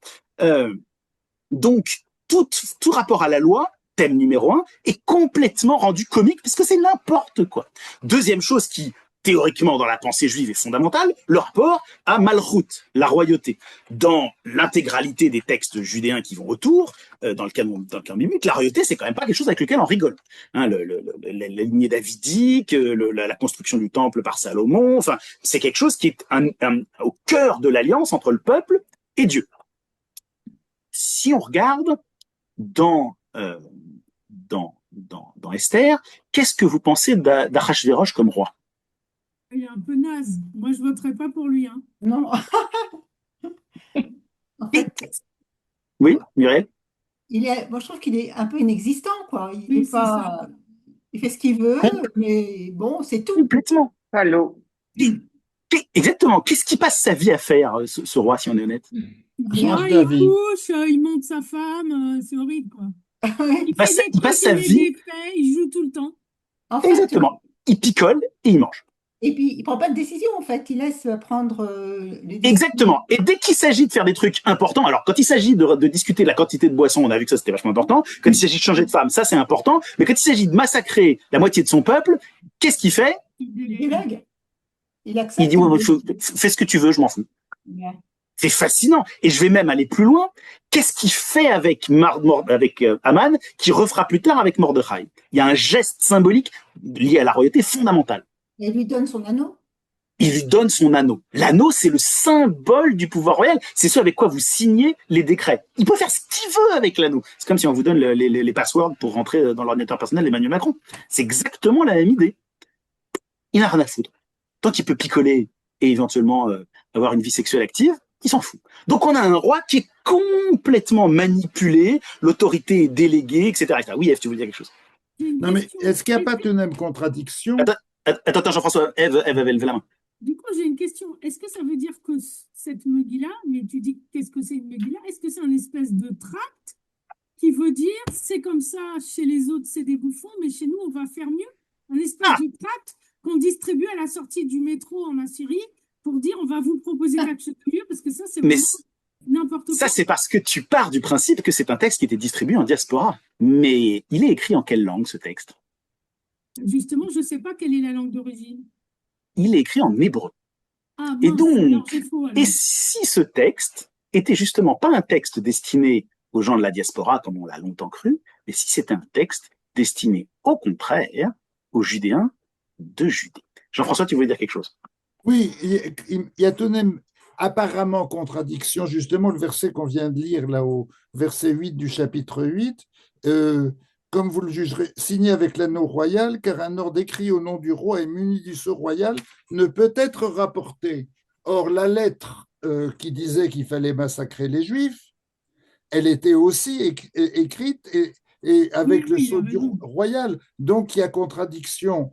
Il y a contradiction au moins apparente que la lettre que fait préparer Mardochée, elle dit le contraire d'une lettre précédente du roi, alors que là, on nous dit qu'une lettre avec le sceau royal ne peut pas être rapportée. Ouais, tout à fait. Il y a, en gros, entre la théorie, la loi perse est immuable, une fois qu'elle a été promulguée, on ne peut pas la défaire, elle se confronte systématiquement au fait qu'en fait, le roi fait ce qu'il veut. Donc on a, je répète, à la fois un rapport au roi et à son autorité et à la loi, où c'est le grand bordel. Alors pourquoi est-ce qu'on sait que c'est important, cette histoire de loi immuable chez les Perses? Si quelqu'un a accès au livre de Daniel, le prophète Daniel, est-ce qu'il peut aller regarder le chapitre 6, verset 9? Sinon je vous le lirai si c'est trop compliqué. Quel chapitre? Chapitre 6, chapitre de la fosse au lion, verset 9. Est-ce que quelqu'un peut me lire la traduction française du chapitre 6, verset 9 de Daniel? Donc, Daniel, c'est un autre prophète qui est lié à la cour de Perse. Maintenant, roi promulgue l'interdit et écrit le texte pour qu'il ne soit pas abrogé selon la loi de Médie et de Perse qui est irrévocable.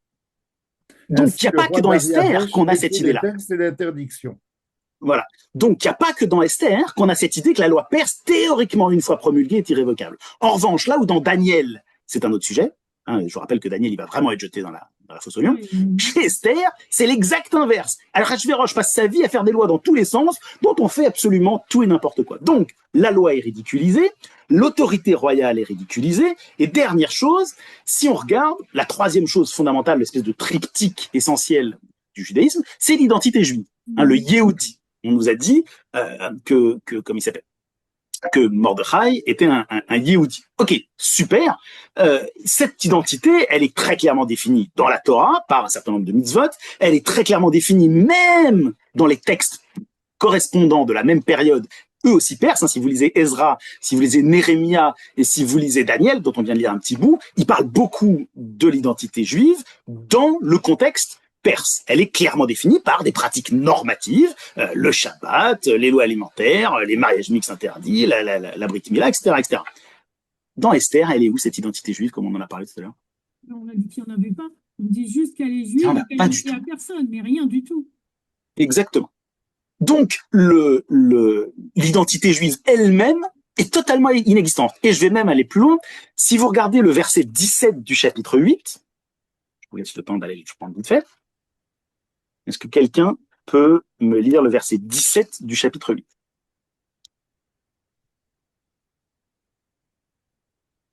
Dans chaque province, dans chaque ville, partout où parvint l'ordre du roi et son édit, il y avait pour les Juifs joie et allégresse, festin et jours de fête. Un grand nombre parmi les gens du pays se firent juifs, tant la crainte des Juifs s'était emparée d'eux.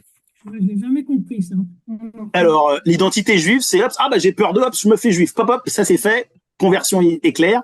Mieux que dans n'importe quelle synagogue libérale. Instantanément, vous êtes juif. Une fois de plus, qu'est-ce que c'est que ce rapport à l'identité juive? De nouveau, c'est quelque chose dont on se moque. Qu'est-ce que c'est que cette identité juive en diaspora? N'importe qui peut devenir juif. C'est pas possible.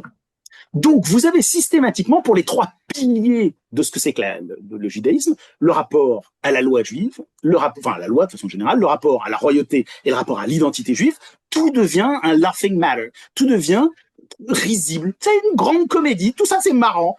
Mais maintenant, si on réfléchit au public auquel c'est potentiellement destiné, est-ce que le message qu'on envoie, c'est que dans la diaspora, c'est vachement bien? Est-ce que dans la diaspora, c'est vachement quoi? Mieux? Est-ce que le message que ça envoie, c'est que c'est vachement bien dans la diaspora? Pas tant que ça. C'est beaucoup plus strict. En l'occurrence, ce que ça semble dire, c'est que la diaspora, c'est n'importe quoi. Et si on continue dans l'analyse littéraire de cette comédie, je ne sais pas si vous l'avez vu ou si vous l'avez relu récemment, mais vous relirez le texte d'Esther, le massorétique en tout cas, et vous y verrez que tout est toujours ultra enflé, tout est toujours gonflé, tout est toujours exagéré. Un exemple très simple, vous relirez le personnage de Haman, vous verrez qu'il est en permanence gonflé de son importance, il est tellement incapable de voir plus loin que ses propres soucis qu'il faut que ce soit sa femme et ses copains qui lui rappellent « Oh, mais gars, ça va pas bien pour l'instant dans ton truc ». Le roi lui-même est complètement impuissant, il passe sa vie à se ridiculiser. Je ne résiste pas au plaisir de vous faire découvrir un petit truc grammatical où l'auteur clairement se fout de la gueule d'Assuérus. Est-ce que quelqu'un peut me lire le verset 8 du chapitre 6? C'est le moment où on honore Mordechai pour avoir sauvé la vie d'Achashverosh. Haman croit que ça va être pour lui, mais en fait c'est pas pour lui. Encore une fois, c'est une technique ultra classique dans les comédies, ça, hein, les reversements de situation comme ça. S'il est un homme que le roi ait à cœur d'honorer, qu'on fasse venir un vêtement royal qu'a porté le roi et un cheval que le roi a monté et sur la tête duquel figure une couronne royale. Que le vêtement et le cheval. Non, c'est juste ça qui m'intéresse. La couronne royale, on la met sur la tête de qui, là? De Mordechai. Non. Relisons le verset. Du roi. De celui qui. Haman. Ah. Lisez bien grammaticalement qu'est-ce que dit le texte. C'est le cheval? Exactement, grammaticalement, sur la tête de qui mettons la couronne royale? Sur la tête le cheval. Du cheval. Asher nitan keter malchut berosho. Berosho, c'est le sous, c'est le cheval. Donc, l'auteur de la Megillah se fout quasiment objectivement de la gueule d'Achashverosh ouvertement.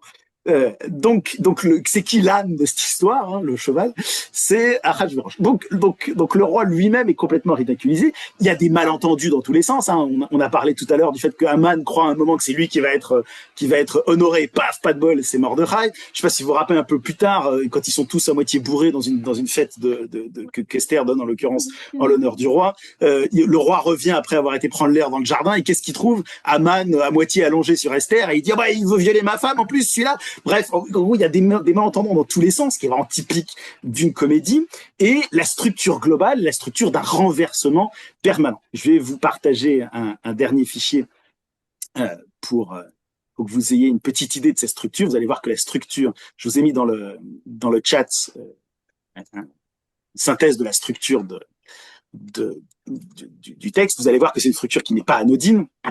D'abord, comment est-ce que je vais vous partager mon texte, comme ça vous le verrez. Oui, effectivement.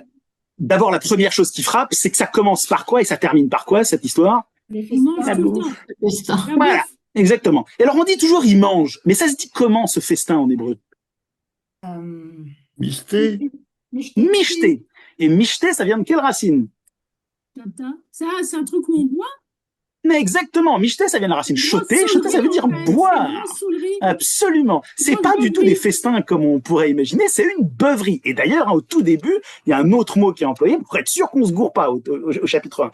Donc, c'est absolument pas qu'ils passent leur temps à manger, c'est qu'ils passent leur temps à être complètement peintés. Vous allez me dire, c'est logique avec ce qu'on fait à Purim derrière. Je ne dis pas le contraire. Mais c'est vachement important. La structure intégrale de cette œuvre, c'est une structure où tout le monde est bourré du soir au matin. À part Mordechai. C'est très important. Et si vous regardez, Vashti aussi. Et peut-être Vashti, pourtant elle fait un festin aussi, elle. Hein, donc oui, c'est limite. Voilà. Et Esther aussi fait un festin. Donc tout le monde est bourré en permanence, sauf Mordechai. Ce qui est intéressant, c'est que c'est le mystère, c'est aussi ce que Lot offre à ses visiteurs. Tout à fait. C'est un mot qu'on retrouve à plusieurs endroits, mais le mot est important. On aurait pu employer plein d'autres mots. Hein. Le mot, c'est ce qui est important, ce qui compte, c'est qu'on boive. Et je répète, hein, au chapitre 1, si vous relisez le chapitre 1, ils rajoutent un deuxième mot qui veut vraiment dire beuverie, au cas où on aurait un doute. Ce qui est intéressant, c'est que ces festins, il y en a 10 au total. Si vous regardez, c'est énorme dans un truc où il y a que 250 pauvres versets. Il y a 10 festins et ils sont organisés d'une manière extrêmement intéressante, totalement symétrique. Comme si, quelque part, l'auteur avait voulu faire une concentration avec un point central de pivot où tout pivote, où le sort va pivoter. Ça commence où tout va plutôt pas mal pour Haman, jusqu'au moment où tout va pivoter, c'est le moment de la nuit d'insomnie du roi. Et à partir de là, les festins vont être symétriquement à l'inverse de la première partie. Je vous ai mis en dessous ce qu'on appelle une structure chiasmatique. Qu'est-ce que c'est qu'un chiasme? C'est quand vous avez une structure en V où ça reprend symétriquement. Donc la structure d'Esther, on a dit tout à l'heure que je critiquais beaucoup le texte d'Esther parce que c'était un texte dont on a vu qu'il avait plusieurs origines, plusieurs variantes, qu'on n'était pas trop sûr d'où, quoi, comment, etc., etc. Mais si vous regardez, littérairement, c'est remarquablement construit comme texte. C'est un texte absolument extraordinaire où, en gros, tout va vers le pire. Vous avez un renversement de situation, on est en plein dans le pourrou d'Ishtar qui renverse le sort, et hop, ça remonte. Et on termine par la fête, puis on rajoute là-dessus les massacres et les obligations légales de faire la fête de Purim. Mais Donc, la question des festins, il apparaît dans la paracha et quand on fait le pèlerinage et quand on a eu beaucoup de biens et qu'on le vend sur place, qu'est-ce qu'on fait quand on arrive à Jérusalem? On emploie l'argent à telle chose qu'il te plaira, gros ou menu bétail, vin ou liqueur forte, enfin ce que ton goût réclamera, et tu le consommeras là en présence de l'Éternel ton Dieu, et tu te réjouiras avec ta famille. Donc Alors, l'idée de... c'est un contexte très particulier quand même, Ray. Je suis pas sûr qu'il soit transposable au fait que là, en 10 chapitres, on est 10 beuveries Non, je suis dans un d'accord, mais contexte perse. je veux dire, le fait de faire un festin pour remercier Dieu apparaît clairement là. Sauf que, est-ce que là, ils font un festin pour remercier Dieu? Pas du tout. Ils font des festins pour faire des festins. Je rappelle que Dieu n'apparaît Oui, nulle part, bien ni sûr, pour les oui. Perses, ni pour les Juifs. Donc là, justement, au contraire, peut-être d'ailleurs qu'on peut faire la comparaison avec ce que tu dis, c'est-à-dire dire que nous, quand on le fait, c'est dans un rapport au divin, dans quelque chose qui nous transcende. Là, clairement, c'est de l'immanence pure. C'est je me beurre la gueule parce que ça me fait plaisir. Donc, on peut effectivement faire la comparaison en disant que c'est totalement différent en termes d'objectifs. Ça, je suis d'accord. Donc, ce qui est important, c'est de voir ça. Et je vais même aller plus loin. L'idée de festin, elle est encore rehaussée par quoi? Qu'est-ce que vont faire Mordechai et Esther? À contrario. Jeûner. Ils vont jeûner. C'est pas pour rien qu'il y a un jeûne. On est dans l'anti-festin. C'est vraiment important de voir qu'il y a l'exagération chez les Perses de la Boostify, l'exagération dans le rien du tout chez les Juifs. Là, il y a brutalement une dichotomie profonde qui se fait. Donc la structure même, ce que je voulais vous montrer, la structure littéraire même de la Megillat Esther est parfaitement cohérente avec le message global qu'on commence à voir depuis le début, qui est cette idée de renversement global, où tout est inversé dans cette histoire. Et je conclurai sur une dernière chose comme partie comique. On a dit tout à l'heure qu'on pensait que le héros principal c'est Esther, puisqu'elle donne son nom à la Megillah, mais on a vu qu'en fait c'était pas du tout le cas, que initialement, la pensée de ce récit, c'est un récit qui tournait autour de Mordechai. Et Mordechai, si on y réfléchit, est-ce que c'est vraiment un vrai héros? Reprenons ce que c'est qu'un héros normalement. Son nom, on a dit qu'est-ce que c'est un bon nom bien juif qui va bien? Non, il a un nom complètement bizarre. Pas du tout. C'est un nom babylonien. Ensuite, qu'est-ce qu'on sait de lui en termes d'étymologie? Est-ce qu'on nous dit ouais c'est un descendant, je sais pas moi, de Moshe, comme ça paraîtrait Pas du tout, il est fils de machin, de la tribu de, je me rappelle plus quoi, mais on dit. Voilà, et je vais même aller plus loin. La lignée qu'on lui attribue, c'est de descendre du roi Shaoul. C'est pas très positif dans un univers judéen où la lignée principale, c'est la lignée davidique. Donc, Mordechai, censé être le héros de cette histoire, est quelqu'un qui déjà descend du mauvais clan. Ensuite, c'est Mordechai, s'il est encore en Perse, alors que, je vous rappelle que il y a plein de Judéens qui sont rentrés en Judée, c'est qu'il a choisi de rester en Perse. Donc c'est un volontaire de la diaspora qui part tourner en Judée alors qu'il aurait pu. C'est assez intéressant comme positionnement. Un très bon juif, tu veux dire quelque part, c'est pas un juif très accroché à son judaïsme. Exactement. Et puis on a vu que son judaïsme est assez faible quand même dans tout ça. Si on continue, sa relation avec Esther, c'est quoi exactement? Quelqu'un a posé la question. C'est pas très clair. On ne sait pas si c'est sa nièce, sa pupille, on ne sait pas. C'est pas très net. Si ceux qui sont intéressés veulent que je leur envoie les autres versions grecques et araméennes de ce qui se passe entre Mordechai et Esther, vous verrez que dans d'autres versions, c'est encore pire. Dans d'autres versions, on nous dit très clairement qu'il l'a choisie jeune et jolie parce qu'il voulait l'épouser plus tard. C'est explicitement dit. Là, Abraham et Sarah, et qu'il dit ma femme, ma sœur, on ne sait pas si c'est sa nièce, et c'est pas très clair, quoi. C'est volontairement. C'est des relations qui sont, voilà, dans l'Antiquité. Mais là, c'est encore pire. C'est vraiment, j'ai pris un petit enfant pour le garder, pour l'avoir sous la main. Quand même sur les bords. Voilà. Il y a quelque chose de pas terrible. Et puis, je vais aller encore plus loin. C'est exactement la même chose que le père Aman. Aman, est-ce que c'est un Perse de souche? Non. C'est un Qu'est-ce qu'on nous dit d'Aman? Exactement. C'est un Agagi. Ouais. Exactement. C'est un Agagi. C'est un Agag, c'est-à-dire un Amalécite. Et alors, Amalek, c'est encore d'avant, mais Agag, c'est qui? C'est le roi qu'on va lire dans la Haftarah de samedi. Qu'est-ce qui lui arrive à Agag? Qui est le roi qui, justement, ne veut que Saül n'avait pas fait exécuter et que Samuel exécute.